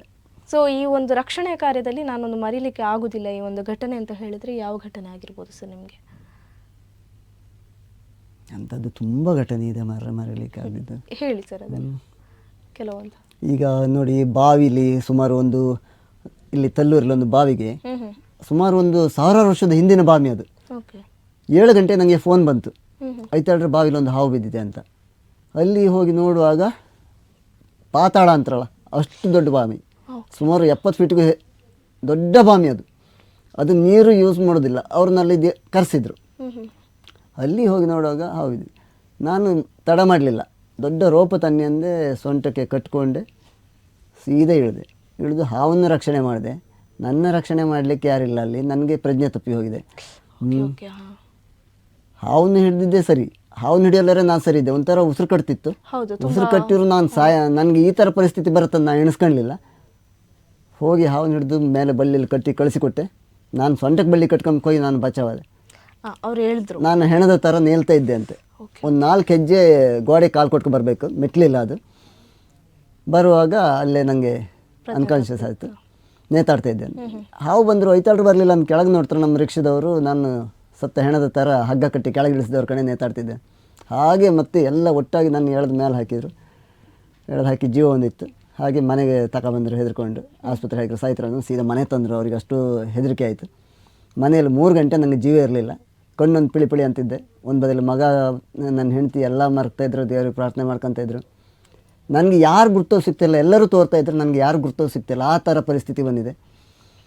ತುಂಬ ಆಳಕ್ಕೆ ಹೋದ್ರಿಂದ ಅಲ್ಲಿ ಗಾಳಿ ಇಲ್ಲ ಅಂತೆ. ನನಗೆ ಅನುಭವ ಅದು ಫಸ್ಟ್. ತುಂಬ ಬಾವಿ ಇಳಿದಿದೆ, ಈ ಥರದ ಅನುಭವ ಆಗಿದೆ ಅದೇ ಫಸ್ಟ್. ತುಂಬ ಆಳ ಇದ್ರಿಂದ ಅದು 70 ಫೀಟ್ ಬಾವಿ ಅಲ್ಲ, 70 ಫೀಟ್ಗೂ ಅಧಿಕ ಇದೆ. ಅದು ಹೇಗೆ ಕಂಡ್ರೆ ಇದೆ ಅಂತ ಆಗಿರ್ಬೋದು, ಯಾರಿಗೆ ಗೊತ್ತಾಗಿರೋ ಅಲ್ಲ. ಅಲ್ಲಿ ಜನರು ಅದನ್ನ ಈ ಸರ್ಪದ ಬಗ್ಗೆ ಇತ್ತಲ್ಲ, ನಾವು ನಂಬಿದಷ್ಟು ಅದು ಮತ್ತು ಇದೆ. ಅಲ್ಲಿ ಎಷ್ಟೋ ನಾನು ಕಂಡಿದೆ, ಕಾಡೊಳಗೆ ಬಾವಿಗೆ ಬಿದ್ದ ಹಾವನ್ನೆಲ್ಲ ಒಂದು ದನ ಆದರೂ ಓಡಿ ಹೋಗಿ ಅಲ್ಲಿ ಆ ಬಾವಿ ನೋಡುವ ಹಾಗೆ ಬುದ್ಧಿ ಕೊಡುತ್ತೆ ದೇವರು. ಅಲ್ಲಿ ನೋಡುವಾಗ ಹಾವು ಬಿದ್ದಿರುತ್ತೆ. ಅಲ್ಲಿ ಹೋಗದಿದ್ದ ಜಾಗಕ್ಕೆಲ್ಲ ಒಂದು ದನಾರು ಅವರದ್ದು ತಪ್ಪಿಸ್ಕೊಂಡು ಹೋಗಿ ಅಲ್ಲಿ ಕಾಡೊಳಗೆ ಹೋಗುತ್ತೆ. ಅಂಥ ಪರಿಸ್ಥಿತಿ ನಾನು ತುಂಬ ಹಾವುಗಳನ್ನು ರಕ್ಷಣೆ ಮಾಡಿದೆ ಕಾಡೊಳಗೆಲ್ಲ. ಅಲ್ಲಿ ಮನುಷ್ಯರಾದವ್ರು ಹೋಗ್ಲಿಕ್ಕೆ ಸಾಧ್ಯ ಇಲ್ಲ ಅಂಥ ಕಾಡಿಲು. ನೀವು ಹೆಂಗೆ ಈ ಕಾಡೊಳಗೆ ಬಂದು ಇದನ್ನು ನೋಡಿದ್ರಿ ಮಾರ್ರೆ? ಅವ್ರಿಗೆ ಆ ಊರಿನವ್ರಿಗೆ ಆ ಬಾವಿ ಇದೆ ಅಂತ ಗೊತ್ತಿಲ್ಲ. ಅಲ್ಲಿಗೆ ಅಷ್ಟು ದೊಡ್ಡ ಹಳು ಬೆಳೆದಿರುತ್ತೆ ಅಲ್ಲಿ. ಅಂಥ ಪ್ಲೇಸಿಲು ಒಂದು ದನ ತಪ್ಪಿಸ್ಕೊಂಡಾಗ ಹಳಿನೊಳಗೆ ಹೋಗಿ ಅಲ್ಲಿ ನೋಡನ್ಸಿ ಅವ್ರಿಗೆ ಒಂದು ಪ್ರಶ್ನೆ ಬಂತು. ಅಂದ್ರೆ ತುಂಬಾ ಆಳ ಇದೆ ಅಂತ ನೀವು ಕೂಡ ಹೇಳಿದ್ರಿ, ನಿಮ್ಗೂ ಕೂಡ ತಲೆ ಸುತ್ತಿತ್ತು. ಅಷ್ಟು ಆಳದಲ್ಲಿ ಆ ಒಂದು ಹಾವು ಹೇಗೆ ಕಂಡು ಬಂತು? ಅಲ್ಲ, ಅದೇ ಹೇಳಿದ್ದು, ಜನರನ್ನ ಅಲ್ಲಿ ಕರ್ಸ್ಕೊಳ್ಳುತ್ತೆ. ಈ ನಾಗನ ಬಗ್ಗೆ ನಂಬಿಕೆ ಅಂದ್ರೆ ಅಷ್ಟೇ ನಮ್ಮ ಇದ್ರೊಳಗೆ ದಕ್ಷಿಣ ಕನ್ನಡದಲ್ಲಿ. ಅದು ಹೊರಗಡೆ ಹೋದ್ರೆ ಅದು ಇಲ್ಲ, ಹೊಡೆದಾಕ್ತಾರೆ ಹಾವನ್ನ. ಆದ್ರೆ ಅದನ್ನು ನಾನು ನೋಡಿದೆ. ಅಲ್ಲಿ ಒಂದು ಎಲ್ಲಿ ಜಪ್ತಿಲಿ ಕಿಣಿಯರಂತ, ಅಲ್ಲಿ ಒಬ್ರು ಹಾವನ್ನ, ಅವನಿಗೆ ಹಾವು ಕೊಲ್ಲುವ ಕೆಲಸ ಅಂತೆ ಅವ್ರ ಊರಲ್ಲಿ, ಆಚೆ ಬೀದರ್ ಆ ಸೈಡಿನವ್ರು. ಅಂದ್ರೆ ಹಾವು ಕಂಡು ನಾನು ಈಗ ರಕ್ಷಣೆ ಮಾಡ್ಲಿಕ್ಕೆ ಹಿಡಿಯಕ್ಕೆ ಬರ್ತಾರಲ್ಲ, ಅವ್ರನ್ನ ಕೊಲ್ಲಿಕ್ಕೆ ಕರೆಸ್ತಿದ್ರಂತೆ ಆ ಊರಿನಲ್ಲಿ. ಅವರು ಹೀರೋ ಅಲ್ಲಿ ಕೊಲ್ಲಿಕ್ಕೆ, ಕರೆಂಟ್ ಶಾಕ್ ಹೊಡೆದು ಕೊಂದದ್ದು, ಹಾರಲ್ಲಿ ಕೊಡೋದು, ತುಂಬ ನಾವು ಹೇಳಬಾರ್ದು ಅದನ್ನು, ಆ ಥರ ಕೊಂದಿದ್ರಂತೆ. ಅವರು ಅಲ್ಲಿ ದಟ್ಟ ದರಿದ್ರ ಆಗಿ ನಮ್ಮಲ್ಲಿ ಜಪ್ತಿಗೆ ಬಂದು ಕೆಲಸಕ್ಕೆ, ಕಿಣಿಯರಲ್ಲಿ ಕೆಲಸಕ್ಕೆ ಸಿಗ. ಇಲ್ಲೂ ಬಿಡಲಿಲ್ಲ ಅದು ಹಾವು. ಅವ್ರ ಮಕ್ಕಳನ್ನೆಲ್ಲ ಬೆರೆಸ್ಕೊಂಡು ಬರ್ಲಿಕ್ಕೆ ಶುರು ಆಯ್ತು. ಇಲ್ಲಿ ಮಕ್ಕಳನ್ನ ಬೆರೆಸ್ಕೊಂಡು ಬಂದು ಕಚ್ಚೇ ಬಿಡ್ತದೆ ಒಬ್ಬನಿಗೆ. ಕಚ್ಚಿ ಅದು ಎಲ್ಲ ಆಸ್ಪತ್ರೆ ಸೇರಿಸಿ ಕಾಲು ಕಡಿಯೋ ಕೇಸಿ ಬಂತು. ಕಾಲೇಜಿಗೆ ಹೋಗೋ ಹುಡುಗ ಮತ್ತು ನಾನು ಹಾವು ಹಿಡಿಲಿಕ್ಕೆ ಮತ್ತೆ ಈ ಉಳಿದವ್ರನ್ನೂ ಎಲ್ಲ ಬೆರೆಸ್ಕೊ ಬರ್ಲಿಕ್ಕೆ ಶುರು ಮಾಡ್ತಂತೆ. ನಾನು ಹಿಡಿಲಿಕ್ಕೆ ಕರೆಸಿರು. ದೊಡ್ಡ ಮಾವಿನ ಮರ ಇತ್ತು, ಅದರ ಅಡಿ ಹೋಯ್ತು. ಅವರಿಗೆ ಹೆದರಿಕೆಯಾಗಿ ಆ ಮಾವಿನ ಮರನ್ನೇ ಬುಲ್ಡೋಜರ್ ತಂದು ಕೆಡಿಸಿ ಹಾಕಿರು. ಹಾವು ಸಿಗಲಿಲ್ಲ. ಮತ್ತೆ ನಾನಲ್ಲಿ ಜನ ಬಿಟ್ಟು ಒಂದು ವಾರ ಕಾಯಿಸಿದೆ. ಕಾಯಿಸಿ ಕಡೆಗೊಂದು ದಿನ ಹೀಗೆ ಟಿಪ್ಪರ್ಲಿ ಗೊಬ್ಬರ ತೊಗೊಂಡು ಹೋಗೋ ಬೆರೆಸ್ಕೊಂಡು ಹೋಗ್ತಾಯಿತ್ತಾನೆ ಆ ಟಿಪ್ಪರನ್ನ. ಅದನ್ನು ಕೂಡಲೇ ಅಲ್ಲಿ ಒಂದು ಅಡಿಕೆ ಕೊಯ್ಯುವಂಥ ಇದರೊಳಗೆ ಕೌಂಚಾಕಿ ಹಿಡ್ಕೊ ಅಂತ ನಮ್ಮ ಹುಡುಗನಿಗೆ ಹೇಳಿ ಕೌಚಾಕಿ ಹಿಡ್ಕೊಂಡು, ಅಂದರೆ ಅವರು ಇದನ್ನೇ ನಾಶ ಮಾಡಬೇಕಂತ ಅದನ್ನು ನಂಬುವುದಿಲ್ಲ ಇಲ್ಲಿ ಹೇಳಿದರು ಜನ. ಅಂತೂ ಅದನ್ನು ನಾನು ಕಡೆ ಹೋಗಿ ಹಿಡಿದೆ, ಕಾಡಿ ಬಿಟ್ಟು ಬಂದೆ. ಕಾಡಿ ಬಿಟ್ಟು ಬಂದರೂ ನನ್ನ ಬೆರೆಸ್ಕೊಬಂದು ಹಾವು ಯಾವುದೂ ಇಲ್ಲ, ನನ್ನನ್ನೇ ಬೆರೆಸ್ಕೊ ಬರ್ತಾಯಿದೆ. ಅದು ಕಾಡಿಗೆ ಹೇಳ್ಕೊಂಡು ಹೋಗಿಬಿಟ್ಟು ನನ್ನ ಬೆರೆಸ್ಕೊ ಬರ್ತಾಯಿದೆ. ಅದೆಲ್ಲ ನಂಬಲಿಕ್ಕೆ ಸಾಧ್ಯ ಇಲ್ಲ, ಆ ಥರ ಪರಿಸ್ಥಿತಿ. ಆ ಹುಡುಗನ ನಾನೇ ಕಡೆಗೆ ಆಸ್ಪತ್ರೆಯಲ್ಲಿ ಕಡಿದು ತೆಗಿಬೇಡಿ ಕಾಲು ಭವಿಷ್ಯ ಅನ್ನೋದಂತ ಹೇಳಿ ಆ ಹುಡುಗನ್ನ ನಾನೇ ಕ್ಯೂರ್ ಮಾಡಿ ಈಗ ಕಾಲೇಜಿಗೆ ಹೋಗ್ತಾ ಇದ್ದ ಹುಡುಗ. ಸೊ ಯಾವ ತೊಂದರೆ ಕೂಡ ಇಲ್ಲ, ಏನೂ ತೊಂದರೆ ಇಲ್ಲ, ಆರಾಮಾಗಿ. ನಾನು ಹೇಳಿದಾಗೆ ಪಥ್ಯ ಮಾಡಬೇಕು, ಔಷಧ.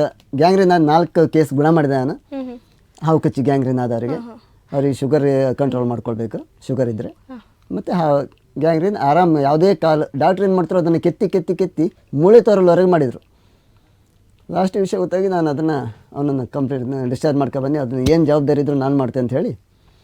ಸೊ ನೀವು ಈಗ ಹಾವುಗಳ ರಕ್ಷಣೆ ಮಾಡೋದ್ರ ಜೊತೆಗೆ ಮನುಷ್ಯರನ್ನು ಕೂಡ ರಕ್ಷಣೆ ಮಾಡ್ತೀರಾ.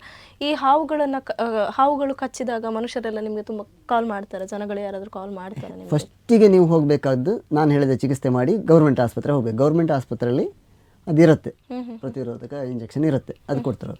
ಅದು ಲಾಸ್ಟಿಗೆ ಗ್ಯಾಂಗ್ರೀನ್ ಆಗ್ತಾ ಹೋಗುತ್ತೆ, ಕೊಳಿತಾ ಹೋಗುತ್ತೆ. ಆ ಕೊಳೆಯುವಂಥ ಇದಕ್ಕೆ ನಾವು ಔಷಧಿ ಕೊಟ್ಟು ಗುಣ ಮಾಡ್ತೇವೆ ಆಯುರ್ವೇದದಲ್ಲಿ. ನೀವು ಆಯುರ್ವೇದ ಪದ್ಧತಿಯಲ್ಲಿ ಮಾಡ್ತೀರಾ. ಸೊ ಗಿಡಮೂಲಿಕೆಗಳಿಂದ ಮಾಡುವಂಥದ್ದು. ಸೊ ಈಗ ನೀವು ತುಂಬ ಈ ಹಾವುಗಳನ್ನೆಲ್ಲ ರಕ್ಷಣೆ ಮಾಡ್ಲಿಕ್ಕೆ ಹೋಗ್ತೀರಾ. ನಿಮ್ಮ ಹೆಂಡತಿ ಯಾವತ್ತೂ ನಿಮ್ಮ ಬಗ್ಗೆ ಭಯ ಪಡ್ಕೊಳ್ಳೋದಿಲ್ವಾ? ಇಲ್ಲ, ಅವಳಿಗಂದ್ರೆ ನನ್ನ ಮೆಚ್ಚಿ ಬಂದದೇ ಈ ಪ್ರಾಣಿಗಳ ಬಗ್ಗೆ ಪ್ರೀತಿ ಇರ್ಲಿಕ್ಕೆ ಹೋಗಿ. ನಾನು ಮದುವೆ ಬೇಡ ಅಂತ ಕೂತವ 39 ವರ್ಷ ನನಗೆ ಮದುವೆ ಆಗುವಾಗ. ಇವತ್ತಿಗೂ ಅವಳು ಮನೆಯಲ್ಲಿ ಅಂತ ಕೇಳಲಿಲ್ಲ. ಬೆಂಗಳೂರಂದು ಗೊತ್ತು, ನಾನು ಅವಳ ಮನೆಗೆ ಹೋಗಲಿಲ್ಲ, ಮದುವೆಯಾದ ಹೊಸ್ತರಲ್ಲೂ ಹೋಗಲಿಲ್ಲ, ಅವಳೇ ನನ್ನ ನೋಡಲಿಲ್ಲ, ನಾನು ನೋಡ್ಲಿಕ್ಕೆ ಹೋಗಲೇ ಇಲ್ಲ. ನನಗೆ ಮದುವೆ ಬೇಡ ಅಂತ ಕೂತವ ನಾನು. ಅವರೇ ಮೆಚ್ಚಿ ಬಂತು. ಹೌದೌದು. ಇದರಲ್ಲಿ ಕ್ರೈಮ್ ಸ್ಟೋರಿಲಿ ಬಂತು ನಂದು 3 ಎಪಿಸೋಡು. 2007ರಲ್ಲಿ ಜೈಲಿಗೆ ಹೋದ್ದು. ಪ್ರಾಣಿಗಳ ಬಗ್ಗೆ ಇಷ್ಟೊಂದು ಇದು ಕಾಳಜಿ ಅಂತ ಹೋರಾಟ ಅದನ್ನೆಲ್ಲ ನೋಡಲಿಲ್ಲ, ಅದನ್ನೆಲ್ಲ ಪ್ರಾಣಿಗಳದ್ದು. ಆದರೆ ಇವ್ರನ್ನೇ ಆಗಬೇಕಂತ ಅವಳಿಗೊಂದು ಮನಸ್ಸಲ್ಲಿ ಬಂತು. ಅವಳು ಡಿಗ್ರಿ ಆಗಿದೆ, ನಾನು ಕಲ್ತದ್ದು 8ನೇ ಕ್ಲಾಸು. ಅವ್ರ ಅಪ್ಪ ಅಮ್ಮನೆಲ್ಲ ಕರ್ಕೊಂಡು ಅಡ್ರೆಸ್ ಹುಡ್ಕೊಂಡು ಬಂದರು. ನಾನು ಹೇಳಿದೆ ಬೇಲ್ ಮೇಲೆ ನಾನು ಹೊರಗಿದ್ದದ್ದು, ಎಷ್ಟೊತ್ತಿಗೆ ವಾಪಸ್ ಜೈಲಿಗೆ ಹೋಗ್ತೇನೆ ನನಗೆ ಗೊತ್ತಿಲ್ಲ. ಆ ಥರ ಇರುವಾಗ ಮದುವೆ ಬೇಡ, ನಮ್ಮಲ್ಲಿ ಬಾವಿನ ನೀರು ಎತ್ತಬೇಕು, ನೀವೆಲ್ಲ ನಳ್ಳಿ ತೀರಿಸಿದವರು, ಮನೆ ನೋಡಿದರೆ ಜೋಪಡಿ ಥರ ಇದೆ, ಬೇಡ, ಡಾಕ್ಟ್ರ್ ಇಂಜಿನಿಯರ್ ಯಾರನ್ನು ಕಂಡು ಮದುವೆ ಮಾಡಿ ಕೊಡಿ ಅಂತ ಅವ್ರ ಅಪ್ಪ ಅಮ್ಮನಿಗೆ ಹೇಳಿದೆ. ಇಲ್ಲ ಅದು ಎಂತಂದರೆ ಅವರು ಹೇಳ್ತೆ ಅಂದರು. ಹೋದ್ರು ಅಪ್ಪ ಅಮ್ಮ, ಅವ್ರ ಮಕ್ಕಳ ಬಗ್ಗೆ ಅವ್ರಿಗೆ ಭವಿಷ್ಯ. ಸಂಜೆ ಬಸ್ಸಿಗೆ ಹೋದರು. ಮತ್ತೆ ಪುನಃ ಫೋನು, ನೀವೇ ಆಗಬೇಕಂತ. ನಾನು ಇದೆಲ್ಲ ಸತ್ಯ ಹೇಳಿದೆ, ಸಾಲ ಇದೆ ಲಕ್ಷಗಟ್ಟಲೆ ಎಲ್ಲ ಅವಳಿಗೆ ಸತ್ಯ ಹೇಳಿದ. ಸತ್ಯ ಹೇಳಿ ಮದುವೆ ಆಗೋರೆಲ್ಲ ತುಂಬ ಕಮ್ಮಿ, ಸುಳ್ಳು ಹೇಳಿ ಮದುವೆ ಆಗೋರು ಜಾಸ್ತಿ. ನಾ ಇದೆಲ್ಲ ನನಗೆ ಮದುವೆ ಬೇಡ ಅಂತೆಲ್ಲ ಸತ್ಯ ಹೇಳಿಬಿಟ್ಟಿದೆ. ಆದರೂ ಅದನ್ನು ಮೆಚ್ಚಿ ಮದುವೆ. ನಿನ್ನ ಹಣೆ ಬರೋ ಮರ ನಾನೆಂತ ಈಗ ನಲ್ಲಿ ನಿರ್ತಿರಿಸಿ ಬರುತ್ತೆ, ನಮ್ಮಲ್ಲಿ ಎಲ್ಲ ವ್ಯವಸ್ಥೆ ಮಾಡಿದೆ. ಈಗ 2 ಗಂಡು ಮಕ್ಳು ನನಗೆ, ಒಬ್ಬ ಈಗ UKG ಹೋಗ್ತಾ ಇದ್ದ, ಇವನಿಗೆ 8ನೇ ಕ್ಲಾಸ್, ದೊಡ್ಡವನಿಗೆ 8ನೇ ಕ್ಲಾಸ್. ಸೊ ಅವನು ಕೂಡ ನಿಮ್ಮ ಜೊತೆ ಸಾಥಲ್ಲಿದ್ದಾನೆ ಒಟ್ಟಿಗೆ? ಇವ ನನ್ನೊಟ್ಟಿಗೆ ಇದ್ದ. ಅದು ಅಜ್ಜಿ ಸಾಕ್ತಿದ್ರು, ಅವ 6 ತಿಂಗಳಿಗೆ ಹುಟ್ಟಿದವ. ಈಗ ಇದೆ ಎಲ್ಲ ಹಾವುಗಳನ್ನು ಅವಳು ರಕ್ಷಣೆ ಮಾಡುವಾಗ ಔಷಧಿ ಹಚ್ಚಲಿಕ್ಕೆ ಎಲ್ಲ ಬರ್ತಿಲ್ಲ ನನ್ನೊಟ್ಟಿಗೆ. ಸೊ ಹಾಗಾಗಿ ನಿಮ್ಮ ಹಾಗೆ ಅವರಿಗೂ ಕೂಡ ಹಾವಿನ ಕಂಡ್ರೆ ಪ್ರೀತಿ ಇದ್ರಿಂದ ಅವ್ರು ನಿಮ್ಮ ಒಂದು ಲೈಫ್ ತುಂಬಾ ಚೆನ್ನಾಗಿ ಹೋಗ್ತದೆ. ಏನು ತೊಂದರೆ ಇಲ್ಲ. ಮದುವೆಯಾಗಿ 13 ವರ್ಷ ಆದರೂ ಇಷ್ಟು ಒಳ್ಳೆ ರೀತಿಯಲ್ಲಿ ಇತ್ತು ನಾವು. Okay sir. ನನಗೆ ಒಂದು ಬೇಜಾರು, ಯಾವ ಗಂಡಂದ್ರು ಹೆಂಡತಿ ಮನೆ ಹೋಗಿರೋ ಗಂಡ ಇಲ್ಲ. ಇವತ್ತಿಗೂ ನನ್ನ ಮಾವ ತೀರಿ ಹೋದ್ರು ಹೋದ ವರ್ಷ, ಅದಕ್ಕೆ ಸಮೇತ ನಾನು ಹೋಗ್ಲಿಕ್ಕಾಗಲಿಲ್ಲ. ಅದಕ್ಕೆ ನಾನು ಇಲ್ಲೆಲ್ಲ ಹತ್ರ ಇತ್ತ ನಿಮ್ಮ ಸ್ಟೇಷನ್ ಅಂತ ಕೇಳಿದ್ದು, ನನ್ನ ಕರೆಸಿದ ತಕ್ಷಣ. ಯಾಕಂದರೆ ಬಂದದ್ದೇ ನಾನು TV ಸ್ಟೇಷನ್ಗೆ ಇದೆ ಫಸ್ಟ್. ನಾನು ಎಲ್ಲಿ ಹೋಗ್ಲಿಕ್ಕೆ ಆಗುದಿಲ್ಲ, ಹಾವು ಹಿಡಿಲಿಕ್ಕೆ ಮಾತ್ರ. ಹೌದು, ಅಂದ್ರೆ ಯಾವ ಹೊತ್ತಿಗೆ ಕಾಲ್ ಬರುತ್ತೆ ಅಂತ ಹೇಳಲಿಕ್ಕೆ ಆಗುದಿಲ್ಲ. ಹೌದು, ನಾವು ರೆಡಿ ಇರುತ್ತೆ. ಹೌದು, ಅಂದ್ರೆ ನಿಮಗೆ ಒಂದು ವರ್ಷದಲ್ಲಿ ಒಂದು ಎಷ್ಟು ಕರೆ ಬಂದಿರಬಹುದು ಸರ್? ದಿನಕ್ಕೆ ಒಂದು 10-12 ಹಾವು ಹಿಡಿಲಿಕ್ಕೆ ಇರುತ್ತೆ ನನಗೆ. ದಿನಕ್ಕೆ 10-12 ಹಾವು ಹಿಡಿತೀರಾ ನೀವು? ಈ ಮಳೆಗಾಲದಲ್ಲೂ ಅಷ್ಟೇ, ಮಾಡೆಲ್ಲ ಹತ್ತಿ ಉಪ್ಪರಿಗೆ ಮೇಲೆ ಕೋಗ್ಲಂತರಲ್ಲ, ದೊಂಬೆ ಎಲ್ಲ ತೆಗೆದು ಹಿಡಿಬೇಕು. ಆ ದೊಂಬೆ ತೆಗೆಯುವಾಗ ಈ ದೊಂಬೆ ತೆಗೆಯುವಾಗ ಮತ್ತೊಂದಕ್ಕೆ ಹೋಗಿರುತ್ತೆ. 5 ಮೂಲೆ ದೊಂಬೆ ಇದ್ರು 5 ಮೂಲೆದು ದೊಂಬೆ ತೆಗಿಬೇಕಾಗತ್ತೆ. ಆ ಮಾಡಿ ಹತ್ತುವಾಗ ಜೀವ ಕೈಯಲ್ಲಿ ಇಟ್ಕೊಂಡು ಹತ್ತಬೇಕು, ಕಾಲು ಜಾರತ್ತೆ ಮಳೆಗಾಲದಲ್ಲಿ. ಅಂತ ಮಳೆ ಬರುವಾಗಲೂ ನಾನು ಹತ್ತಿದೆ. ಮತ್ತು ಜನ ಏನು ಮಾಡ್ತಾರೆ, ರಾತ್ರಿ ಗಟ್ಟಿ ಸಮೇತ ಕರಿತಾರಲ್ಲ, ರಾತ್ರಿ ಮಾಡಿಲಿ ನೇತಾಡೋದು ನೋಡಿ ಕರಿತರು. ಬೆಟ್ರಿ ಹಿಡೀರಿ ಅಂದರೆ ಬೆಟ್ರಿ ಹಿಡಿತರು. ನಾನು ಹಾವನ್ನು ಕೈ ಹಾಕಿದ ತಕ್ಷಣ ಬೆಟ್ರಿ ಆಫ್ ಮಾಡಿ ಓಡಿ ಹೋದ್ರು. ಅದು ತುಂಬ ಡೇಂಜರ್. ಅದೆಲ್ಲ ನಾವು ತುಂಬ ಜಾಗ್ರತೆ ಮಾಡಿ, ಅದಕ್ಕೆ ನನ್ನ ಮಗನ ಕರ್ಕೊಂಡೇ ಹೋಗುದು ನಾನು. ಹೌದು, ಅವನು ಹೆದರುದಿಲ್ಲ. ಹೌದು, ಅಂದ್ರೆ ಅವರಿಗೆ ಕೂಡ ಹೌದು ಹೌದು. ಹಾ, ನೀವೀಗ ಮನೆಯಲ್ಲೆಲ್ಲ ಈ ಹಾವಿನದ್ದು ಈ ವರ್ಷದ ನಾಗರ ಪಂಚಮಿ ಅವತ್ತು ತುಂಬಾ ಈ ವೈರಲ್ ಆಗಿರುವ ವಿಡಿಯೋ, ಮನೆಯಲ್ಲೇ ಹಾವಿಗೆ ಹಾಲೆರಿಯುವಂಥದ್ದು ಎಲ್ಲ ಪೂಜೆ ಎಲ್ಲ ನಾವು ನೋಡಿದ್ವಿ. ಸೊ ಇದರಿಂದ ಯಾವುದೇ ಆಕ್ಷೇಪ ಬರ್ಲಿಲ್ವಾ? ಅಯ್ಯೋ ಬಂತಪ್ಪ, ಪ್ರಾಣಿ ದಯಾ ಸಂಘದವರು ಮತ್ತೆ ಡಿಪಾರ್ಟ್ಮೆಂಟ್ ಅವರು ಎಲ್ಲ ನಂಗೆ ಫೋನ್ ಮಾಡಿ ಜೋರು, ಎಂತಕ್ಕೆ ಎಷ್ಟು ಲೀಟ್ರ್ ಹಾಲು ಕುಡಿಸಿದೆ ಹಾಗೆ ಅಂತ. ಒಂದು 2 ಲೀಟ್ರ್ ಹಾಲು ಉಳಿದಿತ್ತು, ಬನ್ನಿ ಕುಡೀರಿ ಬನ್ನಿ ಅಂತ ಹೇಳಿದೆ. ಆಯಿತಾ, ತುಂಬ ಪೇಪರ್ಗೆಲ್ಲ ಹಾಕ್ತಾಯಿದ್ರು, ಅದು ತಪ್ಪು, ಅದು ಹಿಂಸೆ ಆಯಿತು, ಹಾಗಾಯಿತು ಹೀಗಂತ. ಹಾವುಗಳು ಹಾಲು ಕುಡಿಯೋದಿಲ್ಲ. ನಾನು ಹಾಲು ಕುಡಿಸ್ಲಿಲ್ಲ ಹಾವಿಗೆ. ಎಳನೀರು ಅಭಿಷೇಕ ಮಾಡಿದ್ದು, ಹಾಲು ಅಭಿಷೇಕ ಮಾಡೋದ್ರಿಂದ ಮೈಗೆ ಇರುವೆ ಬಂದು ಮುತ್ತಾಕತ್ತೆ. ಅದೆಲ್ಲ ಮಾಡಬಾರ್ದು ಅಂತ ನನಗೆ ಗೊತ್ತಿಲ್ಲ ಹಾವು ರಕ್ಷಣೆ ಮಾಡೋನಿಗೆ. ಇವರೆಲ್ಲ ಹೇಳಬೇಕಾಗಿಲ್ಲ. ನಾನು ಈಗ ಬಂದದ್ದು ಪ್ರಾಣಿ ದಯಾ ಸಂಘ, ಈಗ ಬಂದದ್ದು NGO, ಈಗ ಬಂದದ್ದು. ನಾನು 50 ವರ್ಷದ ಹಿಂದಿಂದ ಮಾಡ್ತಾಯಿದ್ದೆ. ನನಗೆ 54 ಆಯಿತು. ನನ್ನ ಬಾಲ್ಯದಿಂದ ಇದೇ ಹವ್ಯಾಸದೊಳಗೆ ಇದ್ದವ ನಾನು. ಇರುವೆಗೂ ಸಮೇತ ಸಕ್ಕರೆ ಹಾಕ್ತಾಯಿದ್ದೆ. ಇವತ್ತಿಗೂ ಎಲ್ಲ ಗೆಣಸಿನ ಪೌಡ್ರ್ ಹಾಕಿ ಸಾಯಿಸ್ತರು. ನಾನು ಸಾಯಿಸೋದಿಲ್ಲ. ಇರುವೆ ಗುಂಪು ಕಂಡ್ರೆ ಅಲ್ಲಿ ಹೋಗಿ ಸಕ್ಕರೆ ಹಾಕ್ತೆ. ಬೇರೆ ದಿಕ್ಕಿಗೆಲ್ಲ ಹೋಗಿ ಯಾರ ಕೈ ಕಾಲು ಬಿದ್ದು ಸಾಯ್ಬೇಡಿ, ನೀವು ಇಲ್ಲೇ ತಿನ್ಕೊಂಡಿರಿ ಅಂತ. ಹಾಗಾದ್ರೆ ಹಾವು ಹಾಲನ್ನು ಕುಡಿಯುವುದಿಲ್ಲ? ಹಾಲು ಕುಡಿಯುತ್ತೆ. ಹಾಲಲ್ಲ, ನೀವು ಹಸು ಆದಾಗ ನೀವು ಎಣ್ಣೆ ಕೊಟ್ಟರು ಕುಡಿಯುತ್ತೆ, ಹಾಲು ಕೊಟ್ಟರು ಕುಡಿಯುತ್ತೆ, ದ್ರವ ಯಾವ ವಸ್ತು ಕೊಟ್ಟರು ಕುಡಿಯುತ್ತೆ. ಹಸು ಆದಾಗ ವ್ಯತ್ಯಾಸ ಗೊತ್ತಿಲ್ಲ. ಈಗ ಒಂದು 12 ನುಂಗಿದ್ದು, ನಾನು ಪೈಪ್ ನುಂಗಿದ ಹಾವು ಎಷ್ಟೋ ತೆಗೆದಿದೆ. PUC ಪೈಪ್ ಇತ್ತಲ್ಲ, PUC ಪೈಪ್ ಒಳಗೆ ಇಲಿ ಓಡುತ್ತೆ, ಇಲಿ ಮೂತ್ರ ಹೋಯ್ತಾ ಓಡುತ್ತೆ. ಆಗ ಏನು ಮಾಡುತ್ತೆ, ಹಾವಿಗೆ ಹಸು ಆಗಿ ಇರುತ್ತೆ. ಆ ಪೈಪಿಗೆ ಹೋಗಿ ಕಚ್ಚುತ್ತಾ, ಇಲ್ಲಿ ಸ್ಮೆಲ್ ಬರ್ತಾ ಇರುತ್ತೆ. ಇಡೀ ಪೈಪ್ ನುಂಗಿ ತಲೆ ಮಾತ್ರ ಪೈಪಿನ ಹೊರಗಡೆ ಇದೆ. ಕೋಲ್ ಥರ ಇದೆ ಹಾವು. ಒಂದಕ್ಕೆ ಹೋಗಿದೆ ರಕ್ಷಣೆ ಮಾಡಲಿಕ್ಕೆ, ಇಡೀ ಪೈಪ್ ಹೊಟ್ಟೆ ಒಳಗಿದೆ, PUC ಪೈಪು. ಮತ್ತೆ ಅದನ್ನು ಹಿಡ್ಕೊಂಡು ಕಾರಿಸಿ ತೆಗೆದೆ. ಮತ್ತೊಂದಕ್ಕೆ ವೇಲು, ಇಡೀ ವೇಲ್ ನುಂಗಿದೆ. ಅದು ಇಲಿಗಳ ಸ್ಮೆಲ್ ಉಚ್ಚ ಹೊಯ್ಕೊಂಡು ಓಡ್ತವೆ ಮೂತ್ರ ಮಾಡ್ಕೊಂಡು. ಆಗ ಇಲಿ ಇತ್ತೆ ಅಂತ ಹಿಡಿಯುತ್ತೆ. ಅದಕ್ಕೆ ಬುದ್ಧಿ ಇಲ್ಲ ಹಾವುಗಳಿಗೆ, ಬುದ್ಧಿ ಇಲ್ಲ. ಖಾಲಿ ವಾಸನೆಯಿಂದ ಹಿಡಿಯುವಂಥದ್ದು. ಸೊ ಈ ಮಳೆಗಾಲದಲ್ಲಿ ನಿಮ್ಗೆ ನೀವು ಹೇಳಿದ್ರೆ ತುಂಬಾ ಹಾವುಗಳನ್ನ ರಕ್ಷಣೆ ಮಾಡಲಿಕ್ಕೆ ಎಲ್ಲ ಸಿಗುತ್ತೆ ಅಂತ ಹೇಳಿ, ಈ ಮಳೆಗಾಲದಲ್ಲಿ ಯಾಕೆ ಈ ಮನೆಗಳಿಗೆಲ್ಲ ಈ ಹಾವುಗಳು ಬರುವಂತದ್ದು ಜಾಸ್ತಿ ಅಂತ ಹೇಳಿ? ಮಳೆಗಾಲದಲ್ಲಿ ಬಿಲದಲ್ಲಿ ಹಾವುಗಳು ವಾಸ ಮಾಡುವಂಥದ್ದು. ಬಿಲಕ್ಕೆ ನೀರು ಹೋಗಿದಾಗ ಅವಕ್ಕೆ ಉಳಿಲಿಕ್ಕೆ ಜಾಗ ಇಲ್ಲ ಅಲ್ಲಿ. ಆಗ ರಕ್ಷಣೆ ನೋಡಿಕೊಂಡು ಎಲ್ಲಿ ಬೆಚ್ಚಗಿನ ಜಾಗ ಇದೆ ಅಂತ ಹುಡ್ಕೊಂಡು ಬರುತ್ತೆ. ಮತ್ತು ಹೊಟ್ಟೆಪಾಡಿಗಾಗಿ ಇಲಿಗಳು ಎಲ್ಲ ಮನೆ ಹೋಗ್ತು. ನೆರೆ ಬಂದಾಗ ಎಲ್ಲ ಇಲಿಗಳೆಲ್ಲ ಮನೆಗೆ ಸೇರ್ಕೊಂತು. ಕಾಡುಗುಡ್ಡೆಯಲ್ಲಿದ್ದು ಅವೆಲ್ಲ ಅವನ್ನ ಹಿಡಿಲಿಕ್ಕೋಸ್ಕರ, ಆಹಾರಕ್ಕೋಸ್ಕರ ಮನೆಗೆ ಬರುತ್ತೆ. ಸೊ ಹಾಗಾಗಿ ಮಳೆಗಾಲದಲ್ಲೇ ನಿಮ್ಗೆ ಜಾಸ್ತಿಯಾಗಿ ಕಾಲ್ ಎಲ್ಲ ಬರುವಂತದ್ದು. ಸೊ ಇತ್ತೀಚೆಗೆ ನಿನ್ನೆ ಕೂಡ ಈ ಹಾವನ್ನು ಹಿಡಿದಿದ್ದೀರಾ? ಹೌದಪ್ಪ, ನಿನ್ನೆ 6 ಹಾವು ಇದ್ದಿತ್ತು ನಂಗೆ ಹಿಡಿಲಿಕ್ಕೆ. ಸೊ ದಿನಕ್ಕೊಂದು 10-12 ಅಂತೂ ಇದ್ದೇ ಇರುತ್ತೆ ನೀವು ಹಾವನ್ನು ಹಿಡಿತೀರಾ. ಸೊ ಒಂದು ಹಾವನ್ನು ಹಿಡಿಲಿಕ್ಕೆ ನಿಮ್ಗೆ ಎಷ್ಟು ಹೊತ್ತು ಬೇಕಾಗ್ಬೋದು ನಿಮ್ಗೆ? ಅಯ್ಯೋ, ನಾನು ಕಣ್ಮುಚ್ಚಿ ತೆರೆದ್ರೊಳಗೆ ಹಿಡ್ಕೊಂಡು ಬರ್ತೇನೆ. ನಾನು ಅದರೊಟ್ಟಿಗೆ ಆಟ ಆಡುವ ಅವಶ್ಯಕತೆ ಇಲ್ಲ. ನಾನು ಹಿಡಿಯೋದು, ಬಟ್ ನನ್ನ ಬಾಕ್ಸಿಗೆ ಹಾಕೊಳ್ಳೋದು, ತಗೊಂಡೋಗಿ ಕಾಡಿಗೆ ಬಿಡೋದು ಅಷ್ಟೇ. ಕಾಡಿಗೆ ಬಿಡ್ತೀರಾ? ಕೆಲವರು ಇಷ್ಟೇನಾ ಹಾವು ಹಿಡಿಲಿಕ್ಕೆ ಅಂತ, ಅಷ್ಟು ನಮ್ಗೆ ಬೇಜಾರಾಗುತ್ತೆ. ಹಾವು ಹಿಡಿಲಿಕ್ಕೆ ಇಷ್ಟೇನಾ ಅಂದ್ರೆ ನಮ್ಮ ಜೀವದ ಭಯ ನಮ್ಗೆ ಗೊತ್ತಿರುತ್ತೆ. ಅಲ್ಲೇ ಸರ್ ಇದು ಹಿಡೀರಿ ಅಪ್ಪ, ನೀವು ಯಾರೋ ಧೈರ್ಯ ಇದ್ದವ್ರು ಹಿಡೀರಿ ಅಂತ ನಂಗೆ ಅಷ್ಟು ಬೇಜಾರಾಗುತ್ತೆ ಒಂದೊಂದ್ಸಲ. ಮತ್ತು ನಾನು ಹಣ ಯಾರನ್ನೂ ಕೇಳ್ತಿಲ್ಲ, ಅವರು ಪ್ರೀತಿಯಿಂದ ಕೊಟ್ಟರೆ ಮಾತ್ರ ತಗೊಳ್ತೆ. ಎಷ್ಟೋ ದಿಕ್ಕಿಗೆ ಹೋದಾಗ 1000-1500 ಎಲ್ಲ ನನ್ನ ಕೈಯಿಂದ ಬಾಡಿಗೆ ಕೊಟ್ಟು, ಹೌದು, ಅವ್ರಿಗೆ ಬೇಕಾದಷ್ಟು ಇರುತ್ತೆ ಅಲ್ಲಿ. ಅವ್ರು ಮರ್ಕುದ್ ನೋಡಿದ್ರೆ 1 ಸೇರು ಅಕ್ಕಿ 2 ಕಾಯಿ ತಂದು ಕೊಟ್ಕೊಂಡು ಉದ್ದಂಡ ಬೀಳ್ತಾರೆ. ನಾನು ಸಾಧು ಅಲ್ಲ, ನಾನು ಗುರುಗಳಲ್ಲ. ಖಂಡಿತ. ಯಾಕಂತ ಹೇಳಿದ್ರೆ ಅವರೇ ಕಾಲ್ ಮಾಡಿದ್ರೆ ಜೀವನಕ್ಕೆ ಏನು ಬೇಡ, ಒಟ್ಟು ನಿಮ್ಮ ರಕ್ಷಣೆಗೋಸ್ಕರ ನಾನು ಬರೋದು. ಹೌದು, ನನ್ನ ಜೀವನಕ್ಕೆ ಏನೋ ಮಾಡ್ಕೊಂಡಿರ್ತೇನೆ. ನಾನು ಕೃಷಿಕ. ನಾನು 14 ಎಕರೆ ಗೇಣಿ ಗದ್ದೆ ಮಾಡ್ಕೊಂಡಿದ್ದೆ. ಗೇಣಿ ಕೊಡ್ಬೇಕು ಅವರಿಗೆ. ಕೆಲವ್ರು ಗೇಣಿ ಬೇಡ ಅಂತ ಕೆಲವ್ರು ಗೇಣಿ ತಗೊಳ್ತರು. ಈ ಸಲ ಬೇಸಾಯ ಎಲ್ಲ ಹಾಳಾಯ್ತು ನಂದು, ನೆರೆ ಬಂದು. ಆದರೂ ಪುನಃ ನಾಟಿ ಮಾಡಿದೆ. ಸೊ ಎಲ್ಲವೂ ಕೂಡ ಪ್ರಾಣಿಗಳಿಗೆ ಹೋಗ್ತಾ ಇದೆ, ಎಲ್ಲ ಪ್ರಾಣಿಗಳಿಗೆ. ಮತ್ತು ಬಡ್ಡಿ ಮೇಲೆ ಸಾಲ ತಗೊಂಡು, ಬ್ಯಾಂಕಿಲ್ ಸಾಲ ತಗೊಂಡು, ಇಲ್ಲಿ ಹಾವು ಹಿಡಿದ ದುಡ್ಡು ಅಂತ ಅವ್ರಿಗೆ ಬಡ್ಡಿಯವ್ರಿಗೆ ಕೊಟ್ಟರು ಸಂಜೆ ಆದ ತಕ್ಷಣ. ಒಟ್ಟು ದಿನ ಹೋಗ್ತಾ ಇದೆ. ಇಡ್ಲಿಕ್ಕೆ ಬೇಡ ನನಗೆ. ಸೊ ಹಾಗಿದ್ರೆ ನೀವು ಯಾರೇ ಕರೆ ಮಾಡಿದ್ರು ಹಾವನ್ನು ಹಿಡಿಲಿಕ್ಕೆ ಎಷ್ಟು ಹೊತ್ತಿಗೆ ಕರೆದ್ರು ನಾವು ರೆಡಿ ಇರ್ತೇವೆ. ಎಲ್ಲಿ ಯಾವ ಊರಿಗೆ ಕರೆದ್ರು, ಆಂಬುಲೆನ್ಸ್ ಥರ ಇದೆ ನಮ್ಮ ರಿಕ್ಷಾ, ಎಷ್ಟೊತ್ತಿಗೆ ಕರೆದ್ರು ಹೋಗ್ತಾ ಇರ್ತೀರಾ. ಓಕೆ ಸರ್, ನಮ್ಮ ಕಾರ್ಯಕ್ರಮಕ್ಕೆ ಬಂದು ಇಷ್ಟು ಹೊತ್ತು ಅಂದರೆ ಹಾವುಗಳ ರಕ್ಷಣೆ ಬಗ್ಗೆ ಆಗಿರ್ಬೋದು, ಹಲವಾರು ಪ್ರಾಣಿಗಳ ರಕ್ಷಣೆಯ ಬಗ್ಗೆ ಮಾತಾಡಿದ್ರಿ. ಸೊ ಒಂದು ವೀಕ್ಷಕರಿಗೆ ನೀವು ನಿಮ್ಮ ಒಂದು ಮಾತನ್ನು, ಅನಿಸಿಕೆಯನ್ನು ಹೇಳುತ್ತಿದ್ರೆ ಯಾವ ರೀತಿ ಅನಿಸಿಕೆಯನ್ನು ಹೇಳ್ತೀರಿ ಈ ಪ್ರಾಣಿಗಳ ರಕ್ಷಣೆಯ ಒಂದು ವಿಚಾರದಲ್ಲಿ? ಹಾವುಗಳನ್ನು ಕಂಡ ತಕ್ಷಣ ಕೊಲ್ಲುವಂಥದ್ದು, ಬಣ್ಣದ ಹಾವು ಕಂಡ ತಕ್ಷಣ ಕನ್ನಡಿ ಹಾವನ್ನು ಕೊಲ್ಲುವಂಥದ್ದು, ಇಂಥದ್ದೆಲ್ಲ ಯಾವುದೇ ಹಾವುಗಳನ್ನು ಕೊಲ್ಲಬೇಡಿ. ನೀವು ನೋಡಿದ ತಕ್ಷಣ ನಿಮಗೆ ಭಯ ಬಂದರೆ ನಮ್ಗೆ ಕಾಲ್ ಮಾಡಿ, ಕಾಲ್ ನಂಬರ್ ಎಲ್ಲ ಕೊಡ್ತೇನೆ ನಾನು. ಕಾಲ್ ಮಾಡಿ ಎಲ್ಲಿದ್ದರೂ ನೀವು ಯಾವ ಊರಲ್ಲಿದ್ದರೂ ನಾವು ಬರುತ್ತೆ. ಹತ್ತಿರದ ವರ್ಗ ಮಿತ್ರರಿದ್ದರೆ ಅವ್ರಿಗೆ ಹೇಳಿ, ಅವ್ರು ಯಾರು ಸಿಗಲಿಲ್ಲ ಅಂದರೆ ನನ್ನ ಕರೆ ಮಾಡಿ, ಎಷ್ಟೊತ್ತಾದರೂ ನಾನಿದ್ದೆ, ಭಯ ಪಡಬೇಡಿ ಅಷ್ಟೇ. ಸರ್, ನಮ್ಮ ಕಾರ್ಯಕ್ರಮಕ್ಕೆ ಬಂದು ಒಂದೊಳ್ಳೆ ಮಾಹಿತಿಯನ್ನು ಕೊಟ್ಟಿದ್ದೀರಾ. ಸೊ ನಿಮಗೆ ಕಾರ್ಯಕ್ರಮದ ಪರವಾಗಿ ಧನ್ಯವಾದ ಸರ್. ಧನ್ಯವಾದಗಳು. ವೀಕ್ಷಕರೇ, ಇದಾಗಿತ್ತು ಈ ಹೊತ್ತಿನ ವಿಶೇಷ ಜೀವದಯ ಸಂಚಿಕೆ. ಮುಂದಿನ ಸಂಚಿಕೆಯಲ್ಲಿ ಮತ್ತೆ ಭೇಟಿಯಾಗೋಣ. ಅಲ್ಲಿವರೆಗೂ ನೋಡ್ತಾ ಇರಿ ಅಭಿಮತ ಟಿವಿ. ಇದು ಜನಮನದ ನಾಡಿಮಿಡಿತ. ನಮಸ್ತೆ.